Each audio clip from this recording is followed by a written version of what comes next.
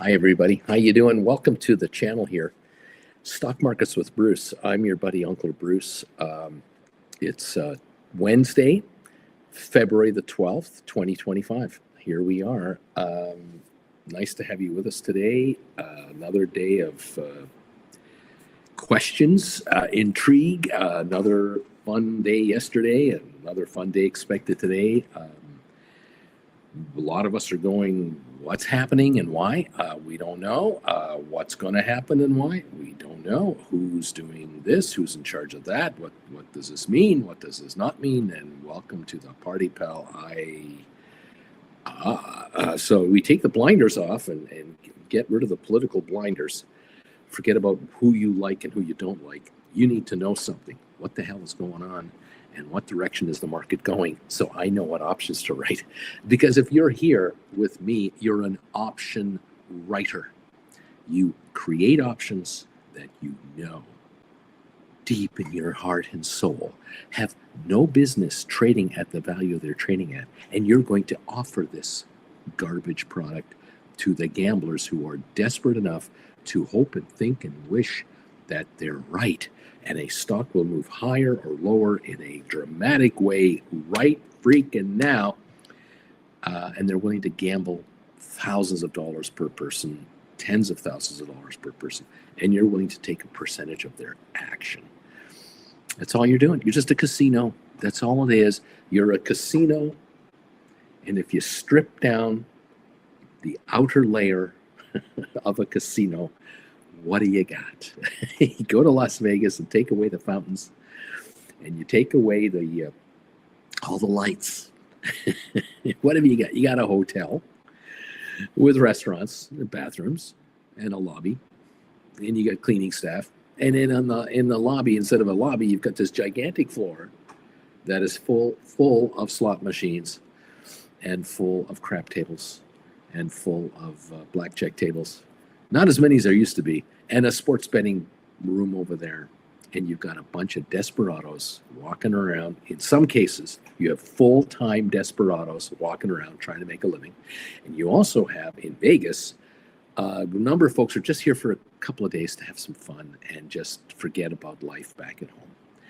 And some folks are getting together, having a good time, going out to eat, spend too much money on that, go see a show, spend too much money on that, and then gamble on some slot machines and spend way too much money on that. And then at the end of the vacay, they go home and they go, I lost $2,000, I lost $1,000, I lost 15 grand, I lost $100,000. How much can they afford to lose? I don't know, but more are losers than winners.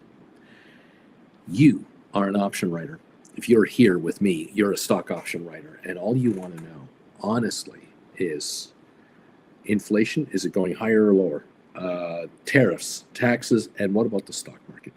And as soon as you tell me what the market is going to do, or show me what the market is doing, or I see what the market is doing, I will hop on board this moving train that just is leaving the platform. I'll hop on the last car and I'll ride it down to the next stop and I'll get off. And I will have made myself a nice little move here where I'll either write a cash secured put, bring in a bunch of dough. I'll use that capital to write credit spreads, or I'll just write credit spreads, or I will do poor man covered call writing, or I'll write covered calls, or I will write cash secured puts. Watch a stock have a lovely couple of days, sell those cash secured, or buy those cash secured puts back at a lower price. Watch the market come back down again and write those cash secured puts right now again, and let the stock filter back up and buy them back. And I will do day trading, or every 2 or 3 days trading, or every week I'll be in and out of positions as a writer. I am not a buyer of this stuff. I am a writer. At the end of the day, if I write a contract today and the stock doesn't do anything in the next 24 hours, it just kind of hangs around, I win anyway. Because the contracts that I write will expire. They eventually run out of time to exist. And all the premium on that contract above its book value, if there was any in the first place, the time premium will shrink out and I get paid that. That is my payoff. That is my insurance policy for success. And believe me, insurance companies make money. You ought to know that if you're an American. Insurance companies make a lot of money. How? They are health insurance companies that make a fortune. Real estate insurance companies make a killing. Car insurance companies make a ton of money. And guess who owns the biggest insurance companies in the United States for life insurance, car insurance, health insurance, property insurance, business insurance? The biggest players on the planet are owners of the insurance outfits. And what do insurance companies do? They collect premiums every month. They collect a lot of premiums every month, and they pay out from time to time on claims, but sometimes it's very difficult to get a claim paid. And they administer the money that they're collecting and hanging on to. And there are insurance companies out there that are sitting on billions and billions and billions and billions and billions of dollars of premium money that is in reserve in case it's needed for a disaster, a car accident, a lawsuit that the insurance company loses. This is money that helps insurance companies pay their legal bills to not pay out money to people. So you, as a policyholder, are sitting there going, just don't raise my policy all that much, and I'll keep paying a monthly premium to be insured for my house. But if I know deep down inside, if my house has a problem, I can claim insurance on it. But you're also saying to the insurance company, don't make payouts to people who are trying to fraud the system, to cheat the system. And so they hire lawyers to protect their interests, which you're funding as well. It's kind of funny how you fund an insurance company to not pay out premiums. It's amazing. The money that they're sitting on, the trillions of dollars, and it is trillions, it's not billions. That money is in investments to generate a return, to generate cash flow, to build on those trillions. And some of those trillions are generating revenue from option writing. And they're hauling in capital for gamblers to gamble on. Insurance companies encourage people to buy and sell options. They are very happy when you go out there and become a gambler. If you're a gambler, they love it because, in effect, it's adding liquidity to the game that they're also into. They're, in effect, buying insurance or getting insurance on their investments as an insurance company that's insuring something else. It's a beautiful system. They're offering health insurance to you that will be very difficult for you to get because, you probably have a pre-existing condition. And they're buying insurance on the money that they get from you by writing options on the market itself. And that's insurance right there. And you're just trying to do what they're trying to do. You're just trying to write options to bring money in for yourself, which is insurance money, whether it's a contract on an existing stock you have or whether you're just following the market. And you're saying to yourself, Uncle Bruce, I like your style. I like this game. I'm going to hang on to my cash because I've sold all my stocks. And I like this game where I write options on the market, stocks and or the indexes, doesn't matter, by not owning any stock whatsoever. I love this game where I take a piece of the action from these gamblers. And I'm in this deal for a week or 2 weeks or 3 weeks or a month or a year.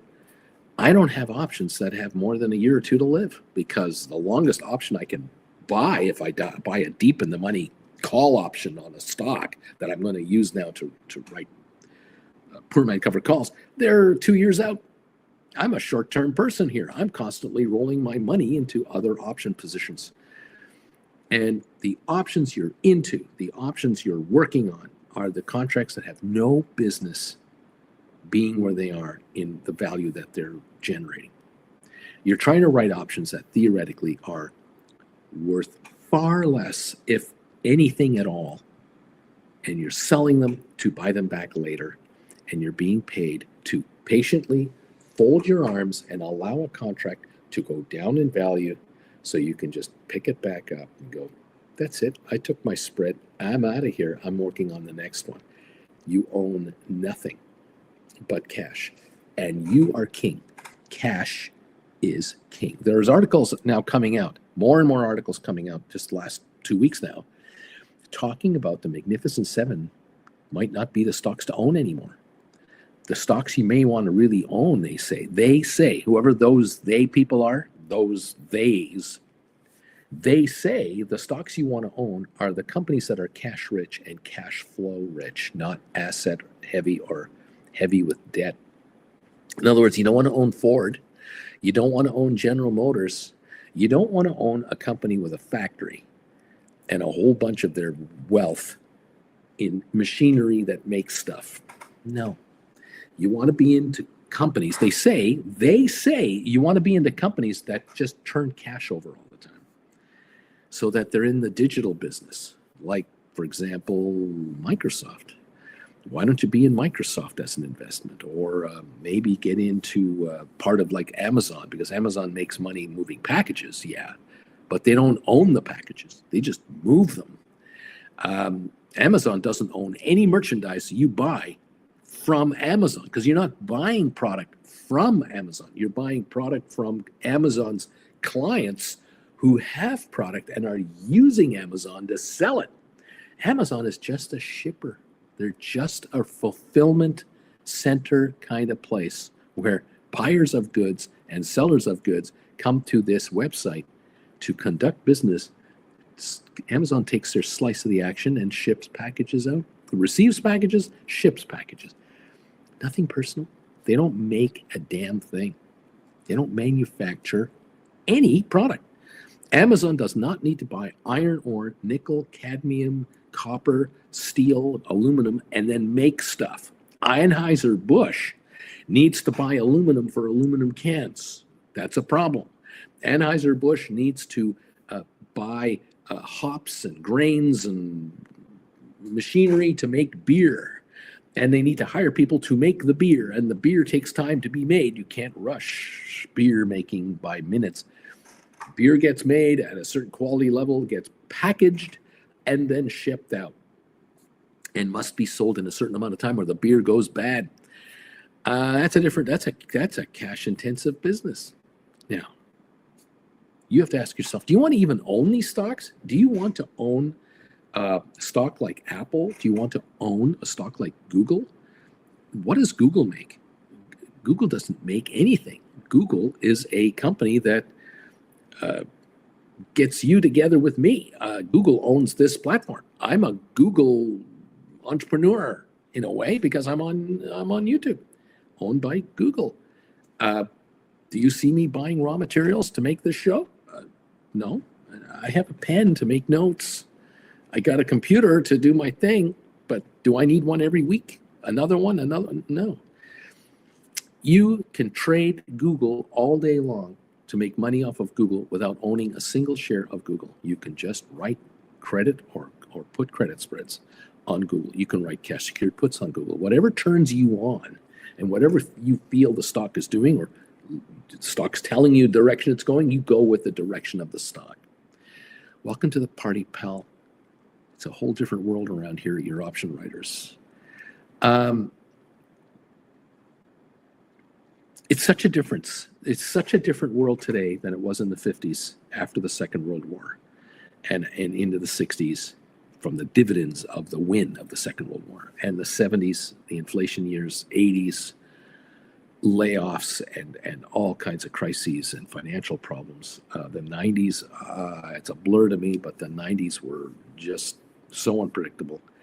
The 2000s with the crash of the real estate market, the 9/11 thing, just unbelievable. And here we are in 2025. 2025, inflation is not going away. Tariffs are coming in again, which were done 8 years ago. They're being done again. Taxes, you tell me if they're going higher or lower. There are certain taxes that are going higher, depending on where you are in the world. There are certain taxes that are holding their own, and some are going to be dropped to try to get an economic revival going. It depends on whose side you're on for that topic, but it's not going away, all right? And then there's the question of, well, where's the market going? Is the market going up or is the market going down, and why is it doing it, and what's going on? What is happening in the market to make it do what it's doing? Hotter than forecast inflation rate has just come out, and the Dow futures are down 437 points right now. S&P's down 64, NASDAQ down 244. We're down over 1% on the NASDAQ in the last 5 minutes. Oil is down 88 cents a barrel. The Federal Reserve yesterday, Powell was interviewed or was talking yesterday about we're not lowering interest rates right now. We're going to hold them. Why? Because we're looking at this. We're looking at the numbers. We're looking at the trend of unemployment, the inflation rate, productivity. We want to see statistics before we decide which way to go on interest rates. With inflation higher than forecast, there will be no interest rate cuts. And if you're heavy in cash, if you're sitting on a mountain of money because you listened to me and you said, Uncle Bruce is right, I am going to dump stock that I have and I'm going to write cash secured puts on it and I'm going to sit on a mountain of money. Thank you very much. Maybe you are in the right spot right now because your interest to you, what's going to be paid to you in interest might go higher. Because interest rates don't appear to be going any lower if the Dow is going to be down 440 points first thing this morning. If the market is reacting negatively to the inflation update, it's got to mean that interest rates aren't going lower anytime soon. Maybe they're going to hold where they are, and maybe we're worried about higher interest rates. Because if inflation is picking itself up here, this could be bad news. We're about to find out, aren't we? Yes, the market is telling you what it wants to do. You just need to go with the market. Don't worry about being in the market. There you are. We're down 1.22% on the NASDAQ, 1% on S&P. We're down 1% on the Dow right this moment. And it's a sudden straight drop in the futures market. Well, we'll see what happens. We'll see how this all plays out. Spire, what's going on with SPIR, Spire Global? Some of you are asking me. It's a SPAC that we were following from 2021 till now. It was $19, $20 a share just in the last couple of days. It's $9.58 this morning. It was down $10 a share hours ago because of some fallout with regard to a takeover of a part of their business by another company, and there's an issue there. The stock is $9.58. I have no other news. All I can say is Spire did a major rollback of their stock. It must have been 10 to 1 at least. There are only 18 million shares free trading. It's a very small cap company. Very few of my investors have much into it. And that's all I know at the moment about Spire. Sofi this morning, $14.67 a share, down 14 cents. Not that bad of a drop off with regard to how the market is going. I can tell you that it will mean nothing to Sofi's future endeavors that if inflation is sticking around and going to be higher for a while. It means nothing to Sofi's bottom line. It will not stop Sofi from growing into a monster corporation. This is the American Express of fintech banking. These guys are going to be the dominant player, and nothing will stop it. These guys are on fire, and it just means that these shares are even a bigger bargain than thought as of yesterday. Right now, $14.63, down 20 cents. In the pre-market, GameStop down 26 cents, Rocket Lab down 28. Other stocks, let's take a look here. We've got Apple down $1.62 right now. It was up $4.97 yesterday. Tesla still holding a $3 gain after dropping $22 yesterday. We're at $3.31 a share. Microsoft down $3.76 right now. Google is down $1.58. Amazon down $3.12. Nvidia down $1.25. Meta down $4.93. Something to remember that people do not talk about very much, but something to keep in mind. When I tell you that you really want to go after the Magnificent Seven stocks from a call credit spread angle, where you're going to get involved in call credit spreads way ahead of these stocks, 15, 20% ahead of the market, daring the stock to reach new all-time highs in the next 2 to 4 weeks using these trading strategies. Keep one thing in your mind. All 7 of the Magnificent Seven are cash rich. They're sitting on nothing but a pile of money. They've been buying back their stock on a regular basis, pretty well all of them.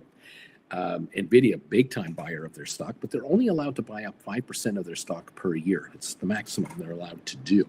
Not all of them do the maximum, by the way. They talk the talk. They've got the budget for it, but they don't execute that plan. They preserve cash in their hot little hands. So higher interest rates, funny enough, will make Apple more money because Apple gets interest on the money they're sitting on. Lots of their money that they're sitting on, over 100 billion for decades now. Not only the Magnificent Seven, but the next 25 corporations behind the Magnificent Seven are practically all cash rich. The Oracles of the world, the Ciscos of the world, and many, many others are heavy into cash, lots of cash on hand. None of them are in debt. None of them are in trouble because of higher interest rates. That's not the issue. The companies in trouble when it comes to interest rates are companies that need you to go borrow money to buy their product. These are the companies that have problems. If interest rates stay higher, go higher, mortgage rates will not drop. That means all the home builders are in trouble. It means all of the real estate sector is in trouble in that they're going to be paying more capital to carry their assets, like hotels, like land developers, manufacturers that are using bank loans to carry their merchandise, like the GMs, the Fords of the world, all the car dealers that are sitting on millions of dollars of cars and trucks on their lots. If rates go higher, their carrying costs go higher, and they can't negotiate a cheaper price for a vehicle to you. That means the factory has to give the dealers incentives and discounts, which takes away from their profit margins. And these guys are already drowning in debt with their bankers because they're borrowing against their factories and all their equipment and all the raw materials that they need to manufacture a truck with or an SUV with. Tesla could be in trouble because a lot of people buy Teslas on credit. They use in-house financing that Tesla offers. They use financing that they get on their own. You need a car payment. You need a car payment. You're going to pay more for that. So businesses that rely on you to borrow money to buy their stuff are at risk of lower earnings. And so those shares may underperform the companies that don't need you to borrow money to buy their stuff. There you go. Anyway, we'll see how that all plays out. I don't know if we have the inflation rate being talked about here. I'm just double checking right now. Hot inflation puts the Fed on ice. The sharp increase in consumer prices in January leaves the Federal Reserve in a holding pattern. And the treasury yields are surging after inflation data came out hotter than expected. The 10-year treasury is now paying 4.64% versus like 4.4, 4.5%. So that's moving up. Let's see, stock futures tumble over 1% after January's CPI inflation report comes in hotter than expected. The headline inflation rose 0.5% in January, putting the annual inflation rate at 3%. It's supposed to be under 2% to get lower interest rates. That is that. Let's see. We'll keep an eye on all of that. Core inflation up 0.4%. There you go. All right, there it is. There's the story. We know this. As an option writer, you just want the market to tell you what direction it wants to go. That's all you're asking. You don't need anything more than that. If you're a true, pure option writer, you are taking a percentage return on your money on a weekly, bi-weekly, monthly basis, yearly basis, quarterly basis, whatever it is. You're selling a product for a short period of time that is overpriced to buy it back at a lower price. And that's all there is to it. It's that simple. There are lessons available on how to do this on my website if you so choose to truly get into this business. Simple as that.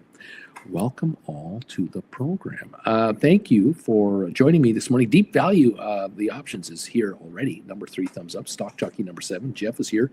I'm number 2. Good morning. Let's make the dough. Back to chilling with Bruce. Jeff, hey there, Deep. Richard is here. Stephen is here. Look at those thumbs ups coming in. Ash, what's going on Spire?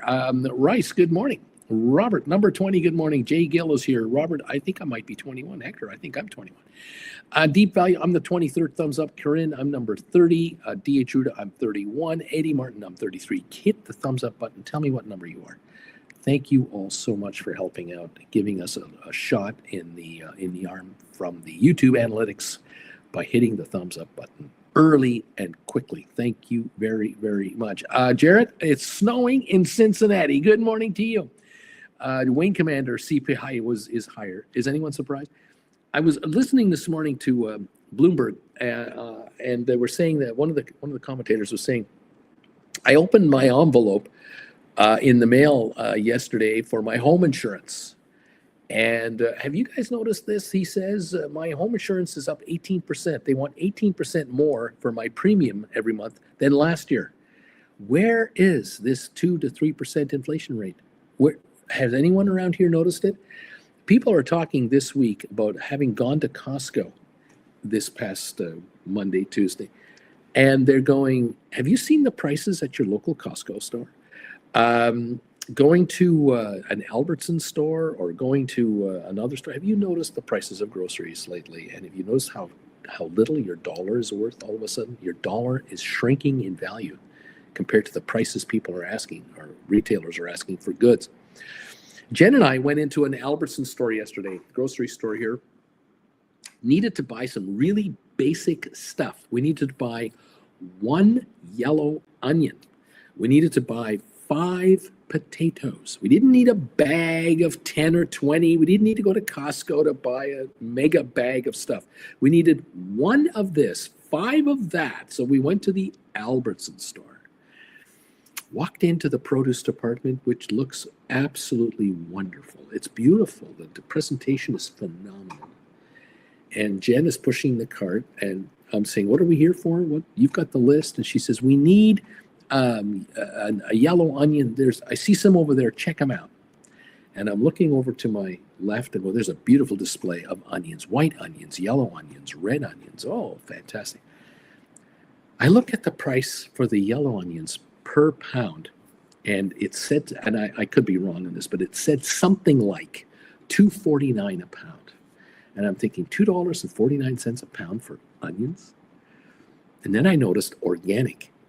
These are organic onions. And I'm going, oh, where are the regular non-organic onions? You know, the ones that I've had since 1955. Where are those? Oh, they're here. There's a display onion. They're further in the back. They're not prime. They're not in the fancy lighting area. The lighting on top of this display of onions was gorgeous. It was like you could hear in the background, you could hear coming off of the display of these organically grown onions. I went further down the line to where the other display was for the regular onions. 99 cents a pound for onions. I had in my hand a yellow onion that was organic. I had in my hand a yellow onion that is not organically grown. And I stood in front of Auntie Jen going, which one would you like? She says, oh, they look the same. I don't care. They're about the same size. They look identical. So this one's $2.99 a pound or $2.49 a pound, whatever that number was. This one is 99 cents a pound. She said, we'll take the 99 cent a pound onion, please.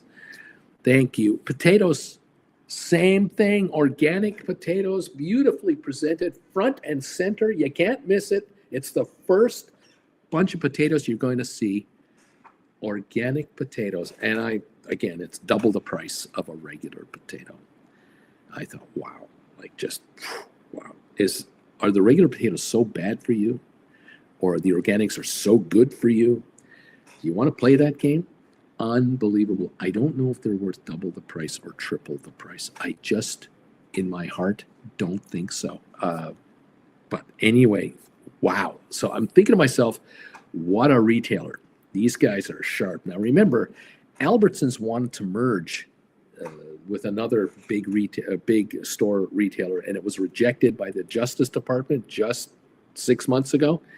Thank God, because it would have reduced the number of grocery stores in your area, anywhere in America, by maybe 20-30%, which would have concentrated the power of these retailers even more. And so the competition remains. But I'm looking at this retailer going, these guys are slick, man. They have got university graduates in the marketing department and in the display department to get people who are not paying attention to pick up a yellow onion here and pick up a potato over there and pick up the carrots over here and grab the lettuce over there, paying triple what they should be paying, double what they should be paying for the same product. It's truly amazing. But hey, you want to survive in today's world with the inflation rate that we have, you've got to bring in cash. And the folks at Albertsons, if they can get you to pay 50 cents more for this item net after you weigh it and all that, it's $1 more at the cash register. If they can score $2 or $3 more out of you, and it's all profit margin to them, generally speaking, that's how they're going to survive, because they're dealing with millions of customers a day nationwide. That is the name of the game. Airlines are doing it, nickel and diming us to death with add-on fees, difficulty changing tickets, making passengers pay for bag check-in at the check-in counter after you've gone through all the BS checking in at the counter already. It is insane what is going on. Right just before you walk on the plane, you got to check your bag and you have to pay $50 or something like that. Ridiculous. It's a war on consumers, and you know what that war is about. Look, if you're stuck with a paycheck, you're in big trouble. If you're stuck with a paycheck from your employer, you're locked in to being poor. You're locked in. You have no hope of making more money. You will not get a 20% raise at work. You're not getting the promotion you hope you would get when you were younger. When you hit your mid-30s and 40s, you realize you have been relegated to a mid-management level, and you will never, ever get the big bucks that the top tier people are getting, because you don't sleep with the boss. You don't know the boss. You're not related to the boss. You're not related to a friend of the friend who knows the boss. You haven't got the inside track. You're just a hardworking grunt in the corporation that's going to get 1% and 2% and 3% raises every year, and you're told to shut up and take it. If you want to live that life, knock yourself out. I have a suspicion of the 226 people that are here right now, they are a mix of folks who are in that position going, I'm out of here. My days here are numbered because I have found an exit strategy from this dead-end career that I thought was everything. And I figured out that my career is going to be eliminated from existence because of AI and because of corporate restructuring. And look what's happening in the White House yesterday with guess who standing beside Mr. Trump to say, we're cutting the workforce of the U.S. government. We're cutting excess. We're cutting people. We're getting rid of them. How would you like to work for that guy? How would you like to work for that guy in any of his corporations? Do you know that the Tesla company does not issue stock rewards to its employees? They canceled that 2 years ago.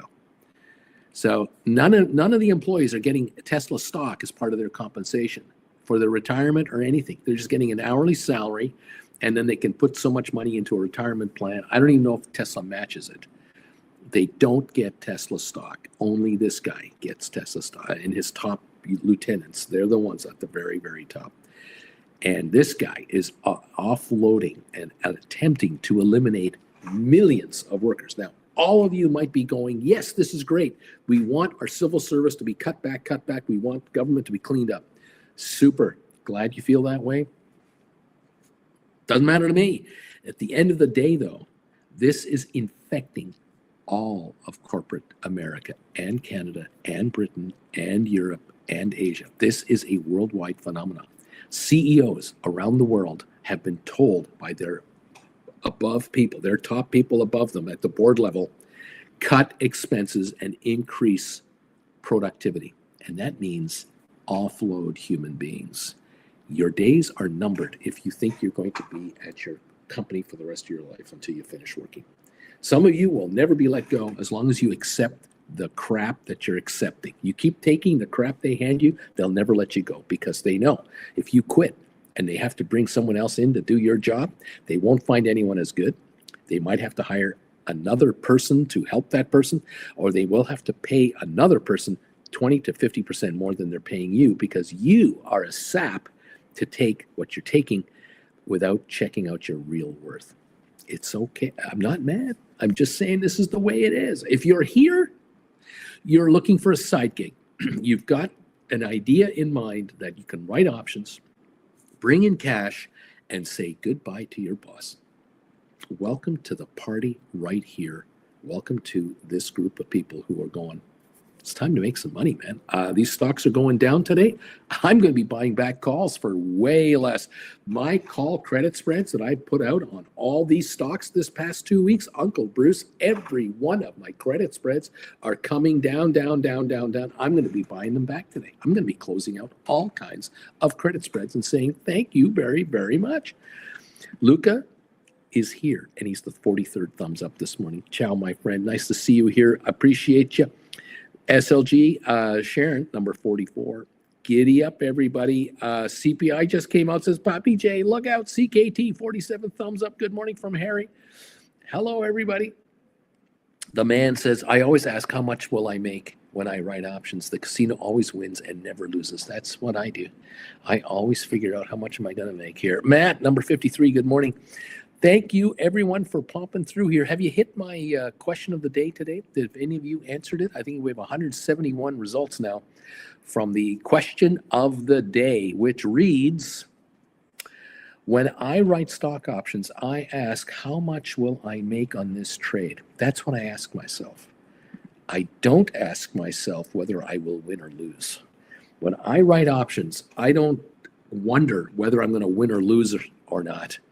I know I'm going to win. I'm asking, how much will this trade make me? That's what I want to know. 80% of you think that way. 80% of the 172 votes in already are saying, when I write options, Uncle Bruce, I write these cash secured puts, I write these spreads, I write these poor man covered calls, I write a covered call. I am asking myself, not if I'm doing the right thing or not, or if I will win or lose or not. That is not the question I'm asking myself. I'm asking myself, I just took in $1.58 for these contracts that die next week Friday. How much of that am I keeping? That's what I'm asking myself.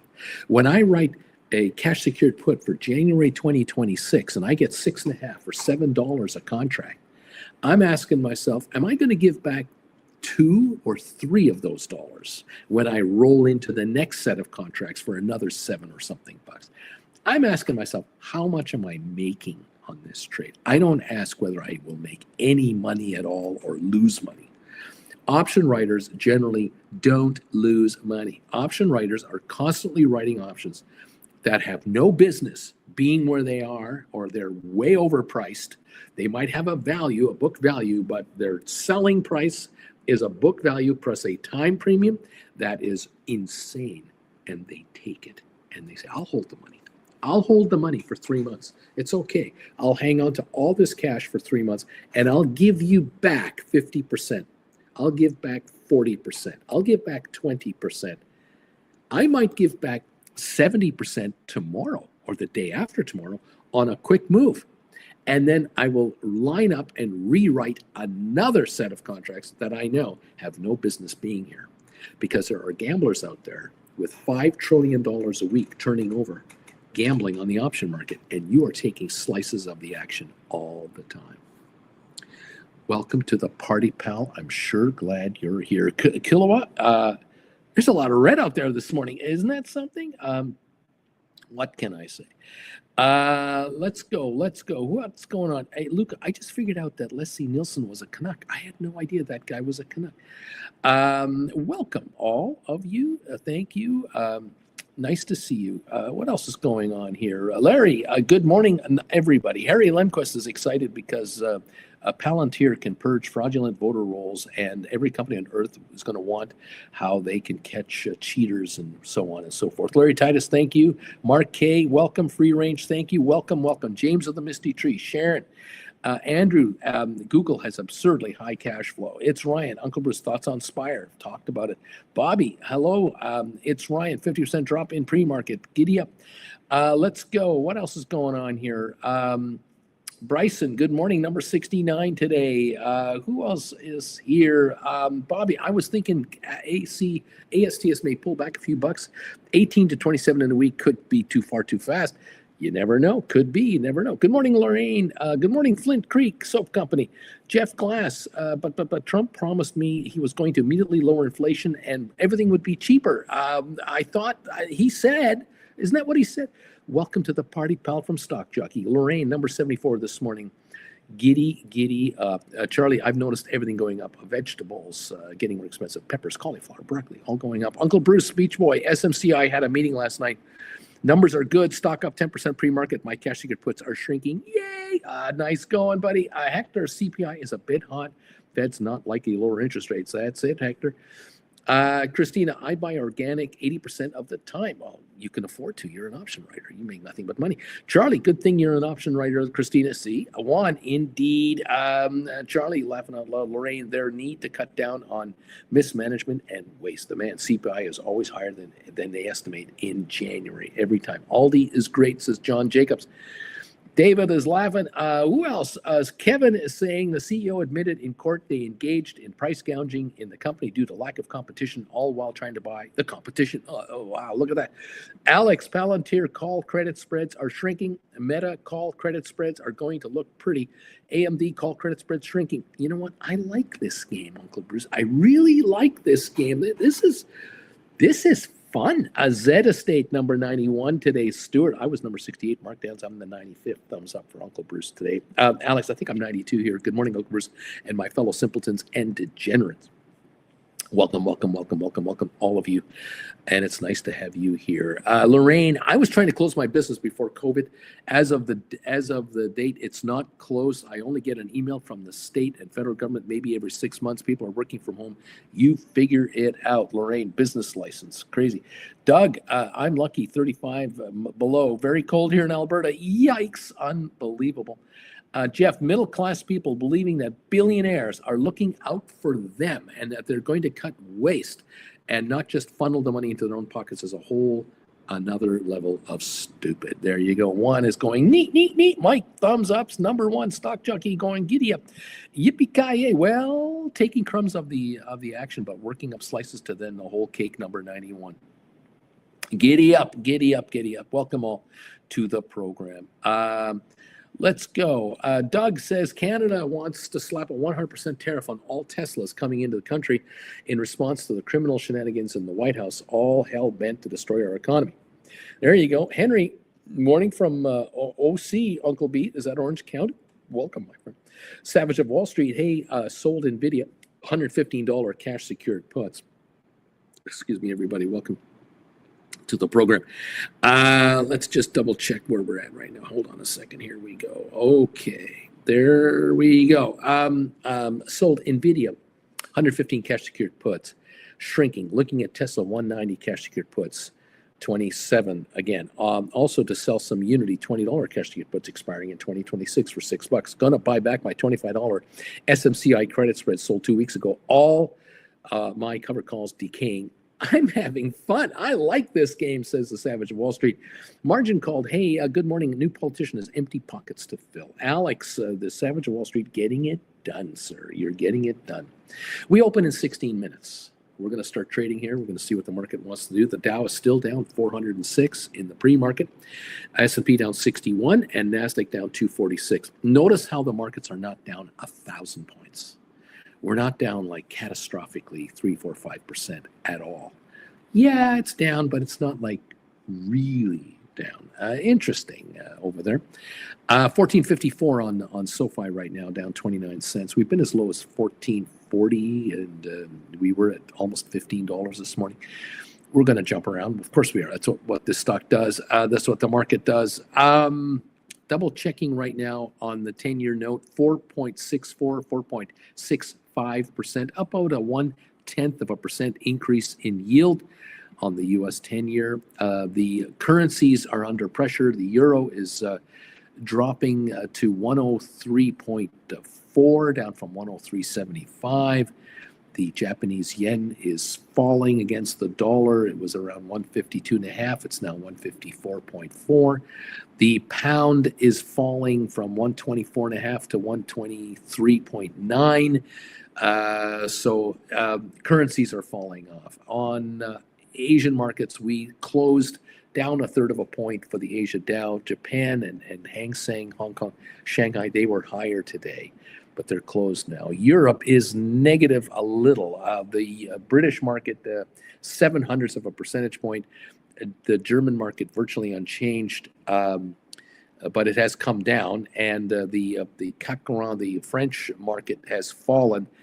It's off about 31 points, 0.4 of a percentage point. So they're not taking the hit like futures are in the U.S. Not quite as bad. The rest of the world is watching what the U.S. is going to do. If U.S. inflation rates are going to rise, which I think they are, because I think inflation is way underreported and is much officially nowhere near what it really is to the actual outside world. All of you know exactly how inflation has affected your paycheck in the last 5-6 years, and has not really gone away. They say it's 3.1%, but you tell me, really? Is your inflation rate 3.1%? Is that actually what you're dealing with right now? I don't think you are. And so the ability for the Federal Reserve to lower interest rates all that much has been effectively eliminated. There's no way, because if they did lower interest rates, that would be bad for interest bonds and would be bad for the U.S. dollar. Funny enough, the odd thing is the American economy thrives with a strong U.S. dollar, because a strong U.S. dollar allows Americans to import goods for themselves at much lower costs of American dollars. If your dollar is stronger against the euro, stronger against the British pound, stronger against the Japanese yen and all the other currencies, then importing goods from any of those countries is cheaper, which keeps inflation down. But right now, even with the U.S. strong dollar, the strong U.S. dollar over the last year, inflation has not disappeared. It is now stubbornly going the other direction. Something else to think about. In the last 2 years,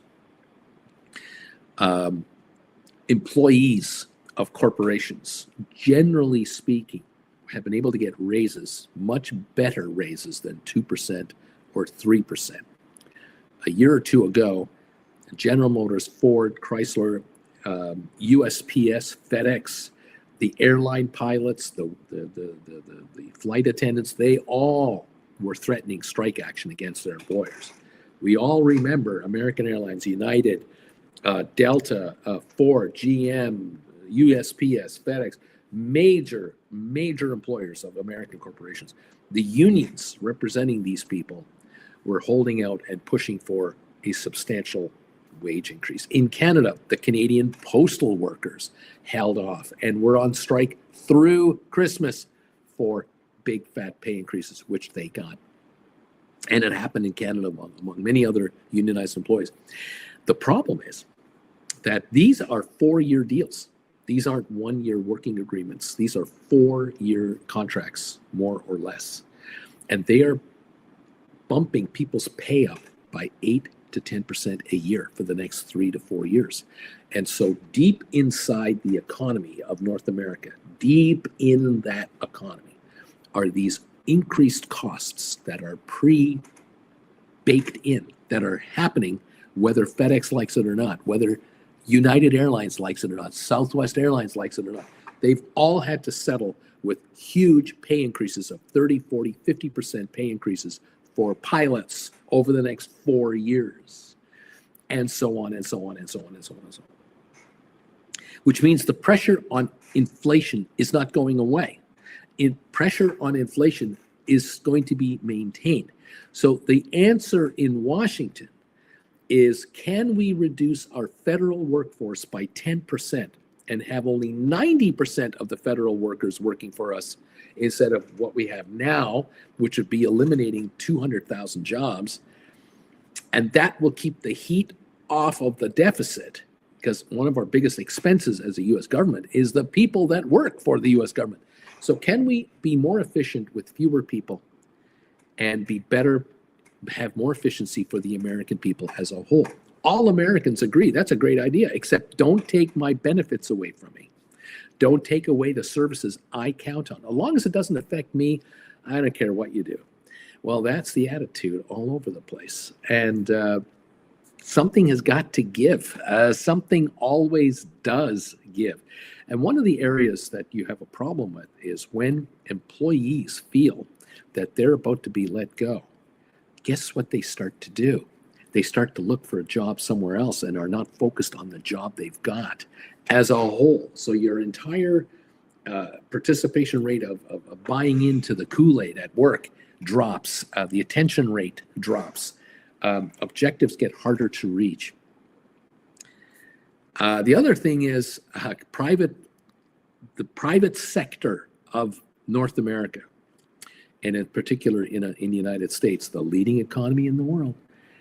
If private enterprise believes that they're not going to do as well business-wise in the next quarter and in the next fiscal year as before, because of cutbacks, because of lower spending by Americans as a whole, or higher inflation as a whole, taking buying power away, the question then is, which American businesses pay the highest price for a higher inflation rate? Which Americans pay the biggest price in lost sales because of more layoffs in the government services sector, not just federal, state and city and county? If you have got governments across the board, all over America, falling into line with at least a 10% reduction in staffing levels, you're not talking about 200,000 people losing their jobs. You're now talking about 1 million people losing their jobs.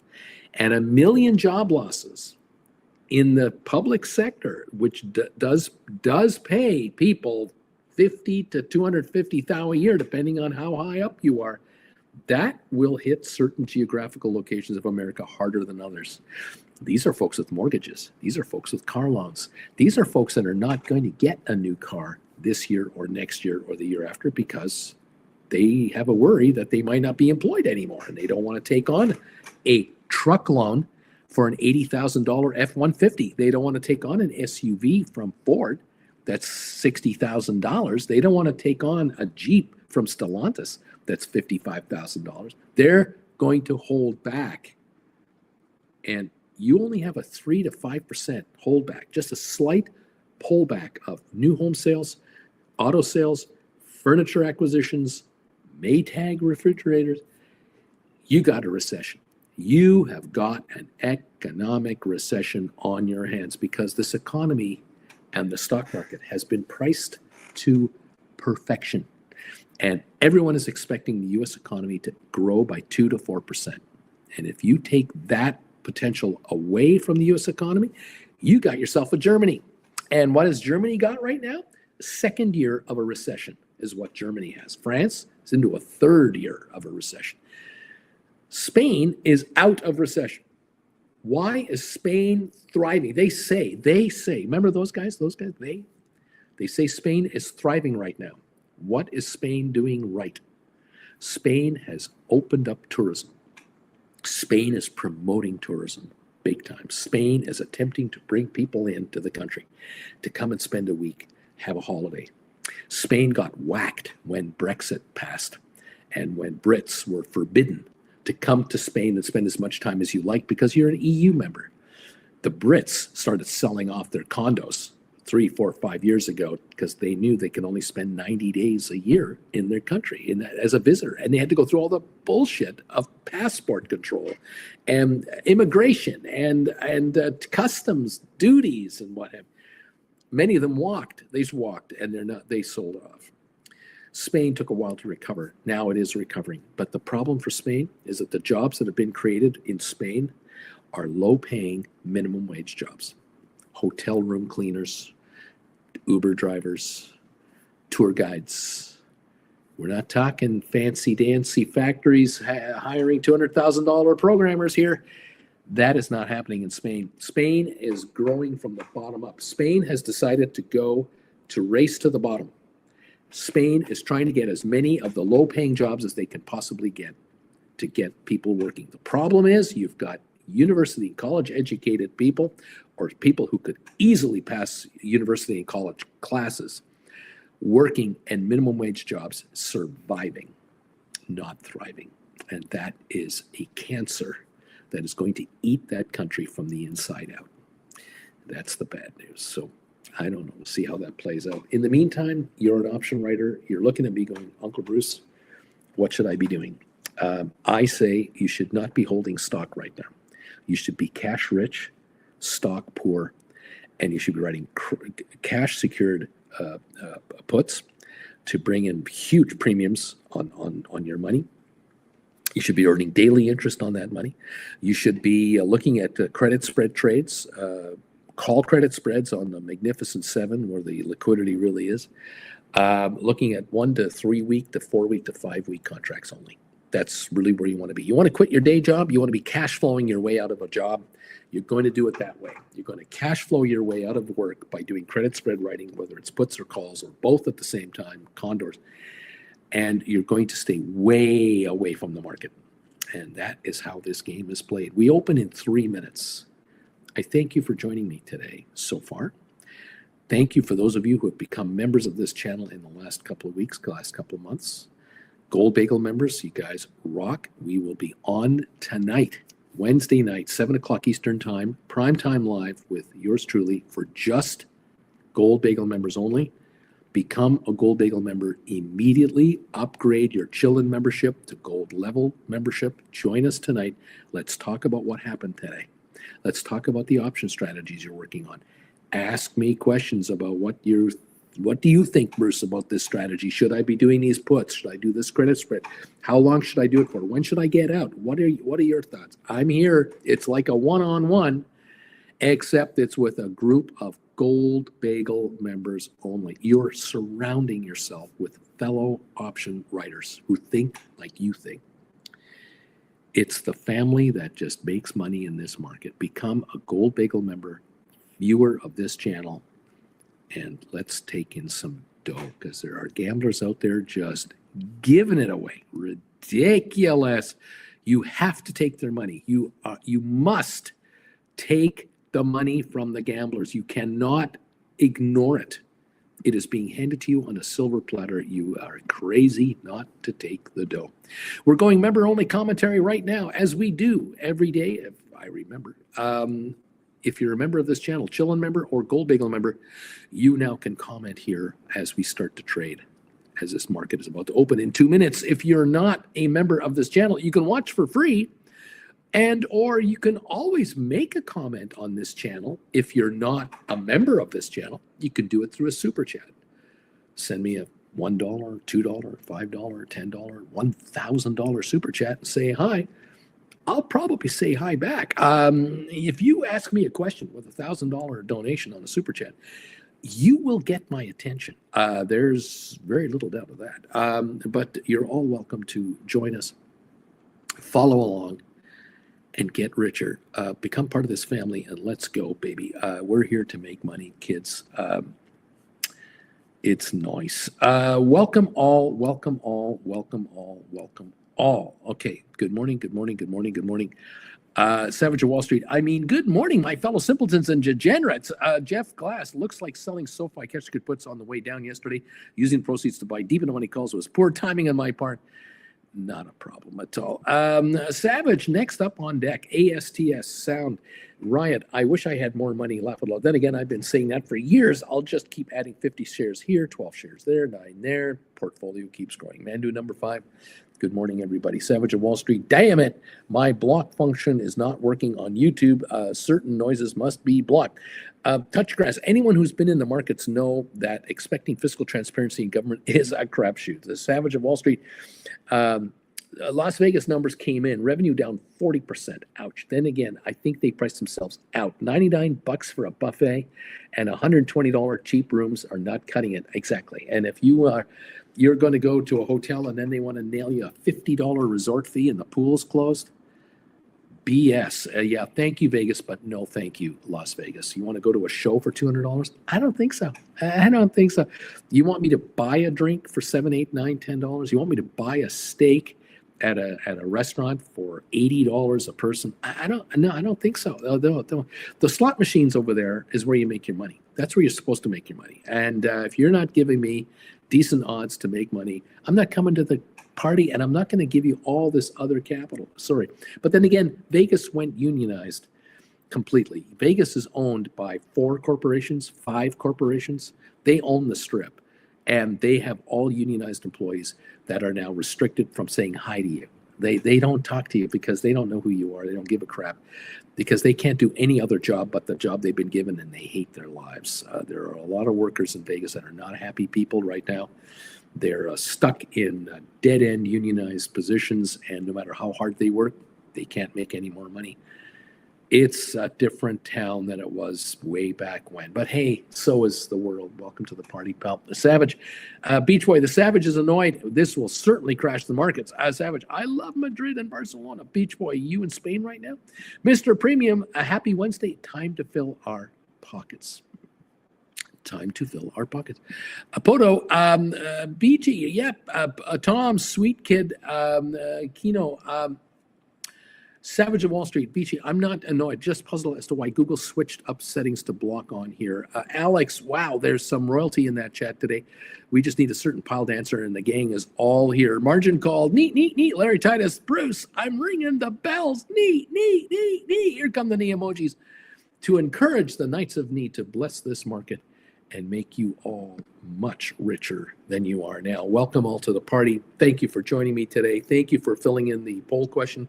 Thanks for the thumbs ups. Welcome, everybody. Let's see what this market has in store for you, and let's take it from there. We're easy going. We're here to make money. Does it matter if the market goes up or down? Actually, it doesn't. If you're an option writer, it actually doesn't matter. You're just letting the market tell you what to do. That's all you're asking. Hey, stock market, which way do you want to go? I'll go with you. It's okay. We're down 456 points on the Dow. Okay, great. I'll buy back my call options. I'll buy back my call credit spreads this morning. Thank you for the gifts. I love this game. We're down 57 on the S&P. We're down 199 on the NASDAQ. We're actually improving. We're not as negative as we were half an hour ago. The market is actually not as bad as it was looking like it was going to be. There you go. Oil down 123 a barrel to 72.09. So it's given up some ground. Interesting stuff. Barron's headline, President Trump again says interest rates should be lowered. Yeah, dream on, pal. That ain't going to happen. Interest rates are probably going to go higher if inflation ticks up anymore. If it ticks up over 4 to 5%, 1% increase in the interest rate guaranteed. Mortgages will be 8.5%. Car loans will be 12%. Good luck, America, with that policy. Sorry, Mandu is saying neat. Charlie, any thoughts on the SoFi Talk Fireside chat yesterday? I didn't listen to it. I wasn't there for it, so I have no thoughts. I cannot. Not going to make anything up here. I have no idea what he talked about. The stock is down 39 cents to 14.44. Is this the end of the world? No. So I'm not really worried about it. ASTS up 15 cents at 28.55 having broken $30 a share, even 31 for a while. A little pullback there. Rocket Lab down 41. GameStop is down 38 cents right now at 26.18. AI down 38 cents, and NVIDIA is down 2.96. We're starting a little bit red, but are we really going to turn this around? Is this market going to actually turn the other direction and ignore the latest interest rate thingy? Because the market is thinking bigger picture, much bigger picture than just this temporary January effect. Remember, January of every year, the inflation number is usually an uptick because companies have gone through December. They've survived Christmas. They've blown out their inventory after Christmas, and now they raise their prices. Welcome to the new year and the new reality. Plus, a whole bunch of contracts for employees in America start Jan 1. A lot of people got a raise Jan 1. They get a raise every Jan 1. And so this affects the inflation rate in America. So a lot of people are looking at today's number going, this isn't so bad. Half a percentage point bump in January with all those pay raises that went through, some of which are 10% this year. This actually isn't so bad at all. So how do you read it? We'll figure this out. Welcome to the party, pal. Thank you for joining me. finish my coffee. If I don't finish this coffee, I'll fall asleep. I don't want to do that. There we go. Giddy up, everybody. The NASDAQ is only down 175. It was down 250 15, 20 minutes ago. S&P down 56.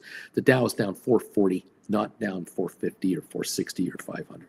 But it's early. Let's let the market gather itself. It's 6 minutes. Let's give it a few more minutes to sort of settle in, and we'll figure it out. Charlie, new product called Sofi Plus, he said on the fireside chat.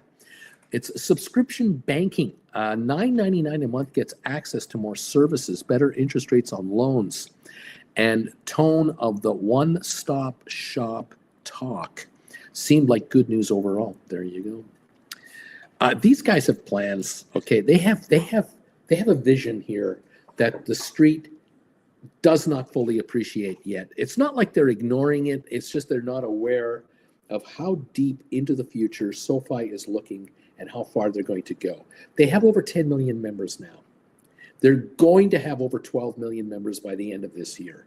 They're going to have over 15 million members by the end of next year. So that's a 50% increase in members in 2 years, from 10 million to 15 million. The year after that, they're going to push 17 to 18 million members. And the year after that, they're going to push 22 million members. These guys are growing exponentially with their client base. You start adding this kind of stuff, this $9.99 a month premium membership or premium, whatever they call this, subscription banking, and you qualify for this perk, this perk, this perk, they're going to buy it. Who are the customers of SoFi anyway? Who are they targeting? Are they targeting seniors like me? No. They're not going after 69-year-old farts like me, homeless Canadians. No. Are they going after 70-year-old retired auto workers? No. Are they going after 55-year-old senior managers of corporate America? No. They're going after 20 to 40-year-old Americans, because this is an American bank. They're going after 20 to 40-year-olds who have grown up from day one with a computer in front of them. They all have cell phones at work, at home. They use them to play with. They use them to talk with. They use them to buy stuff with. And they use them to do banking.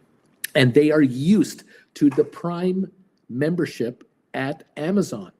They're used to the Netflix premium subscription service. They are used to paying a premium price at Disney.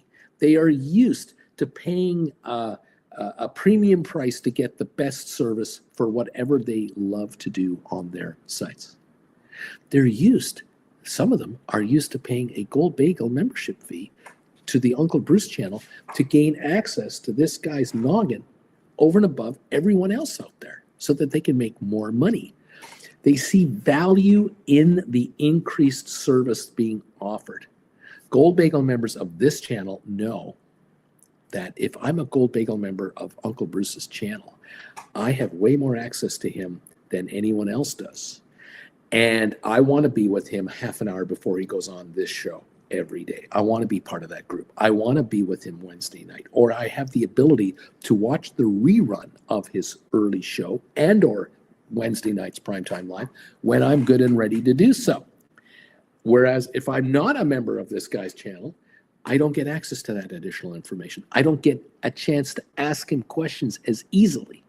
I have to take my chances that he might answer my question in the pre-market show. But if he goes on a rant, he might not see my question, and I don't get the answer I want. If I'm a Gold Bagel member, I know I can send him an email and request access to the Discord group, which surrounds me with other Gold Bagel members that are all option writers like I want to be. This is the family I want to be part of. SoFi is now offering a premium service. Brilliant. Absolutely brilliant. Think about this, kids. If they can get 1 million people in the next year to give them $10 a month, going forward, and they can add 100,000 members a month to that $9.99 a month service. Have you figured out how much money we're talking about?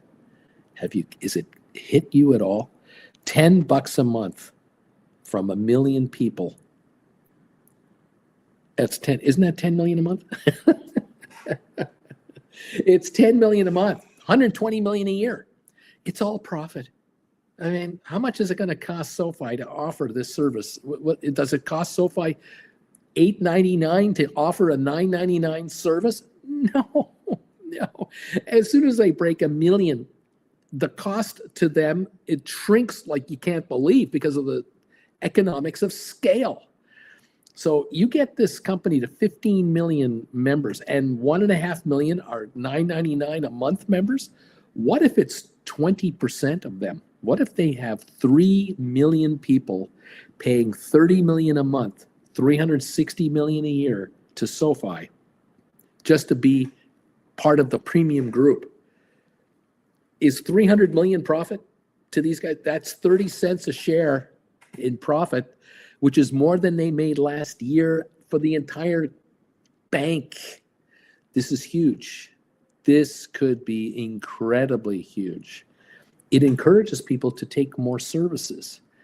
You think about it, if you become a Prime member at Amazon, they give you free stuff. You become a Prime member here on YouTube, they give you other stuff rather than just not seeing commercials. That encourages you to do more stuff with YouTube. It encourages you to do more stuff at Amazon. It encourages you to be a more active buyer of services and goods from Amazon. Well, it's going to be the same thing at Sofi. They're going to go after their in-house clientele, offer them more services for more money, and a discount here and a discount there and a discount here and a discount there, but more people will have more products. More people will get a credit card because they're going to pay $9.95 to be a premium member, and they're going to be invited to their gold credit card program. They're going to be invited to this massive points reward program. They're going to be invited to take a personal loan and save 0.25%. They didn't have a loan before. Now they're a new loan customer. This is a huge growth curve for Sofi. These guys are not stupid.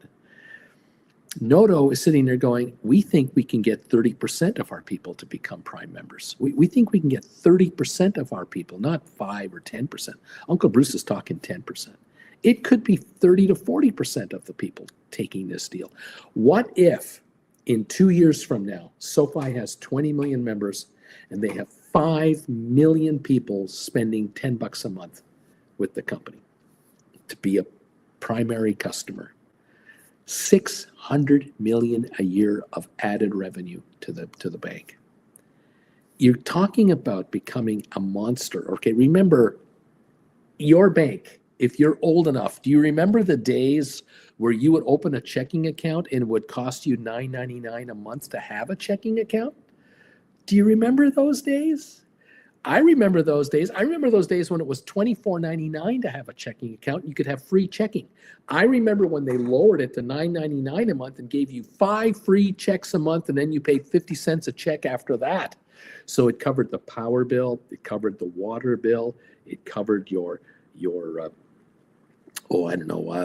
cable bill. You had so many checks that were free, and after that you paid 50 cents a check on top of the $10 a month you were giving Bank of America, Wells Fargo, whoever you were using. You remember that?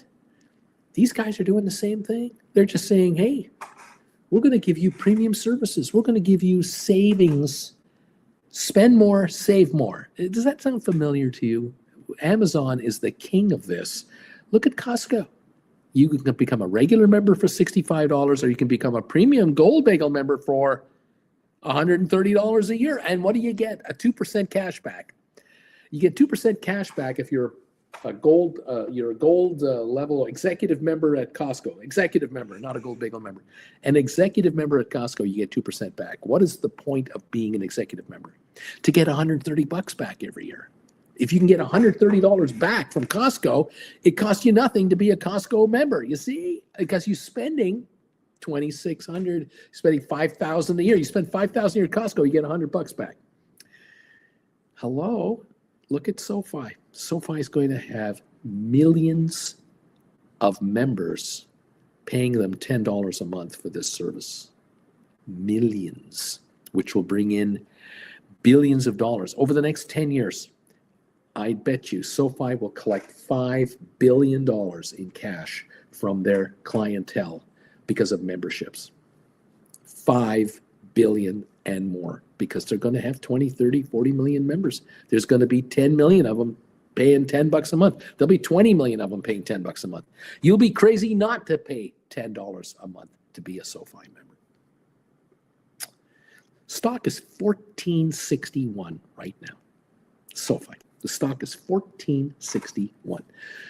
Unbelievable how cheap this stock is.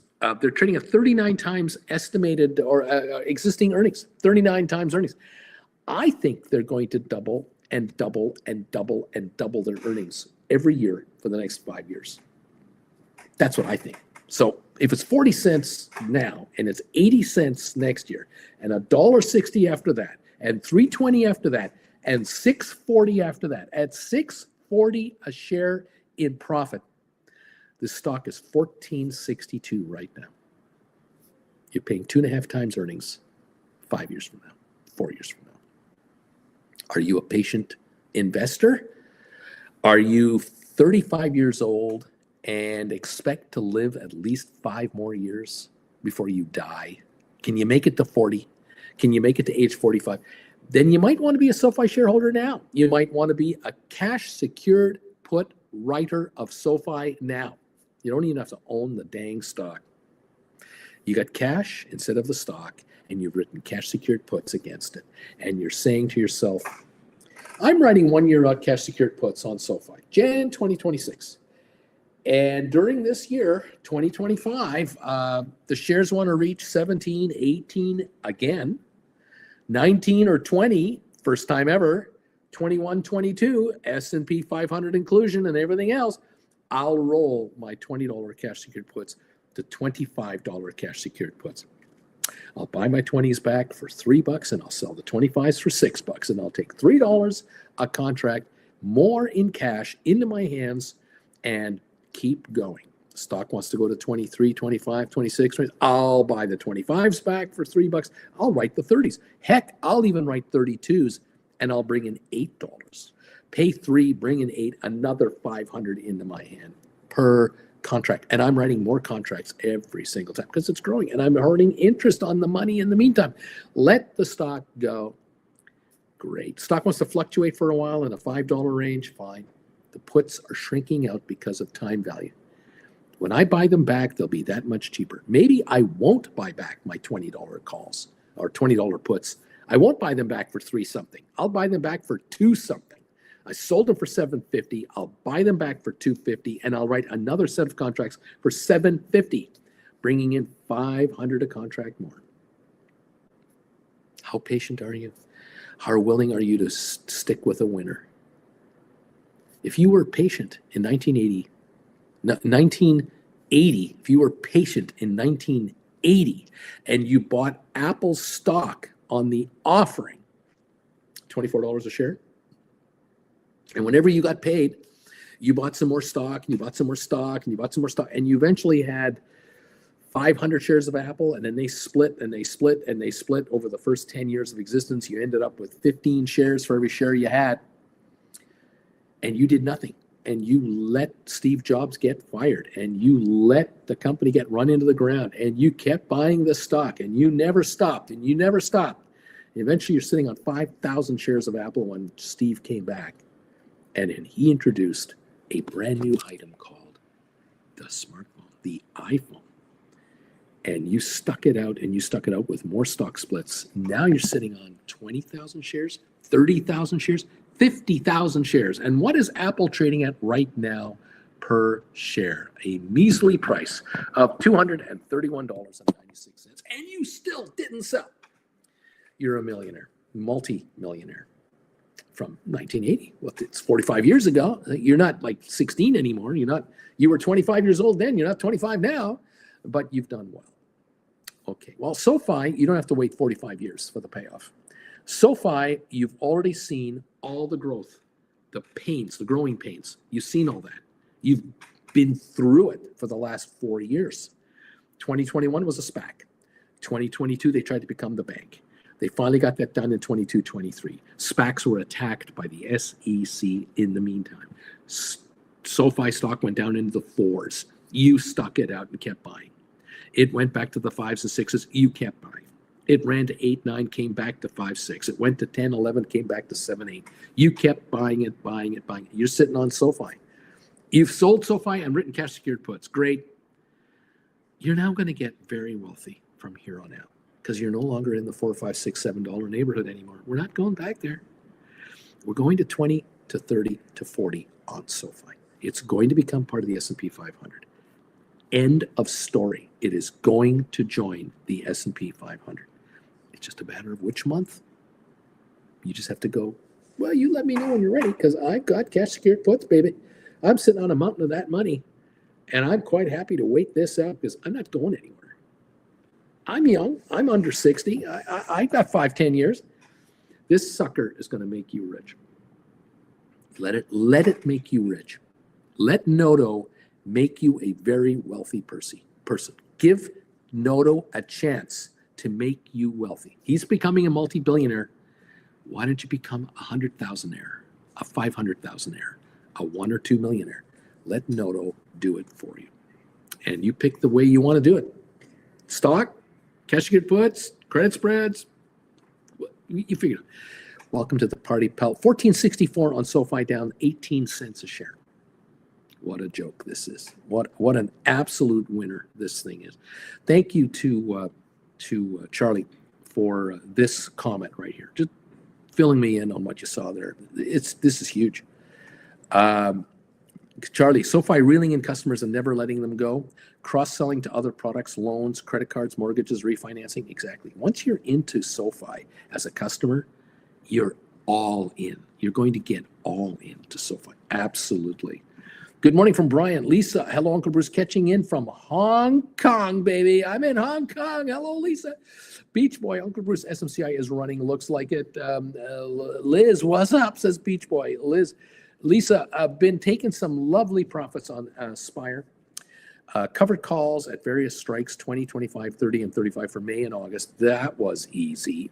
Beach Boy, how's Hong Kong, Lisa? Vacate paid for with options. Good for you. Brian, I sold Rocket Lab March 7th, 27 cash secured puts for $250 yesterday. And I sold March 7th ASTS $28 cash secured puts for $299. I like this game. There you go. Lisa, hey, Beachy, you know me so well. Yeah, on holiday, and I'm getting free cash from the gamblers. I'm in Hong Kong. They're paying for it. And more. Well done, and keep up the good work. We're only down 340 on the Dow. Where is the bloodbath? Maybe not right now, but there's no need to jump on this bandwagon and be long, just long. Oh no. Cash is king. We're down 34 on S&P. We're down 83 on NASDAQ. Cracks are appearing here and there. That's what I worry about. Oil down 116 a barrel. Welcome to the party, pals. SoFi only down 16 cents at 1468. It's coming up. ASTS is down 10 cents. Coming back. Rocket Lab down 12 cents. It's coming back. GameStop down 34. Coming up. AI is green. It's up a dime. And Anti-Gen is alive and well and walking the halls. And going back to take her pill. And she forgot to take her pill. But she can walk and go get it without screaming in pain on the way there or back. You gotta love that. NVIDIA down just 82 cents. Tesla's up $7. Palantir up 250 to 115.19. MicroStrategy down 80 cents. Costco down $1.16. Coinbase up 168. Google down 73, Apple down 2, Broadcom down 173, Microsoft down 297, but we're moving up on these stocks. Intel is green, 77 cents. Netflix is at $1,008, $1,009, up 85 cents. Facebook down 88 cents at 718.92. EI Lilly up 11.40. Amazon down 278. SMCI, a super microcomputer, up 307 to 41.68. Uber down 40 cents. Adobe up 184. Cisco down 73. AMD down 112. Unity down 8. Enphase down 161. Spire back over $10. 10.30 now, down 9.55. Got down to 9.50 on the market so far. 1.7 million traded, almost 10% of the entire float. has traded hands this morning on Spire, and it's moving a little bit higher, ever so slightly. Who knows? Moderna down 17, Pfizer down 6, IBM down 133. Hey, Jen, down 42 cents on HPQ. Home Depot down $12. Vanik down $3. Goldman down $1.80. Oh yeah, Boeing down $1. Target down 350. And market actually is improving. J.P. Morgan is now up 18. Walmart is green, up 79. Disney only down 74. American Airlines only down 3 cents. DraftKings is up 37. AMC up 8.5. Royal Caribbean down 175. The market now was down 550. The Dow now down 350. 200 points brought back already. S&P down only 36 instead of 66. NASDAQ down 84 instead of down 240. So the market is definitely coming on right now. Definitely. Oh, you totally, definitely, man. It's like happening. SoFi down 18. ASTS down 23 cents. Rocket Lab down 15 cents. GameStop down 33 cents. AI up 3. We're talking pennies now. I think the markets are coming on. For the winners, we're coming on. How you doing? The furnace is on. Yes. Yes, our furnace is on. That's how I'm doing. Yeah. Of course, we got the furnace set to 71 or something like that. Yeah. It's 50 out there. We're only going up to 60 today. And it's cloudy-ish because we have rain happening in LA. We will have rain here tomorrow. Well, so it feels like it might happen today. I don't know. We'll see. I just know it's not minus cajillion and miserable and cold. Yes, and windy. We could be in many places in America and Canada where it's miserable, where it's not as pleasant as it is here. But thankfully, we are here, and we will tolerate. February. We will suffer through low 60s for the highs and get back into the low 70s by the end. Do you suppose that's why Hallmark made Valentine's Day in February? So, it's cold outside, so everybody's inside and cuddling anyway.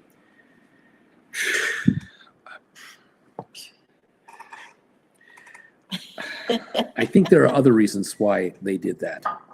They need to make money all year round. Yes, but I'm just saying. They have bills, okay? Why did they pick this day? Because Christmas is over and they need to make money. It's been 6 weeks. 6 weeks, baby. Let's go. It's time for cash flow. Let's get something going here. And buy me roses. In the next two months, Mother's Day. Let's get that going, okay? Then it's Father's Day, which is kind of a hokey pokey, whatever. You buy a card for Dad. I mean, really. No, you know what buy you him do a with Dad? six-pack for God's sake and leave him alone. What? It's June. You take him out golfing. You give him a golf certificate and let him go golfing. You don't take him go. You let him go. You buy him a boat and push him out into the icebergs? You buy a gift certificate to a rib place and you take him out for steak and ribs and let him do that carnivore thing. And let him sit by himself. Eating with his hands and encouraging him to keep going. Because when you get home, you'll be snoring in no time. That's right. Encouraging him. Have more turkey. Have more gravy. Take him to one of those places where if you eat this 25-pound hunk of beef, 72-inch porterhouse, it's free. T-shirt. You'll get a T-shirt. It's free. And a colon blow. There you go. Larry, good morning, Auntie Jen. Richard, good morning. Splair, good morning, everybody. I'm already at the Sourland border for a few hours and in a restaurant at a lake. Seems like my mom has paid it by canopy calls I wrote yesterday. Giddy up. Lisa, is Spire ripe for selling cash secured puts today? I don't know. Anyway, Splair, at least we had a snack, and I wrote 4 CGC calls yesterday. All of them $6 higher, $24 in total. Thank you very much. He's come so far. Way to go. He's coming so far. Bobby, a furnace in California, isn't it like a lifeguard at a swimming pool at the Summer Olympics?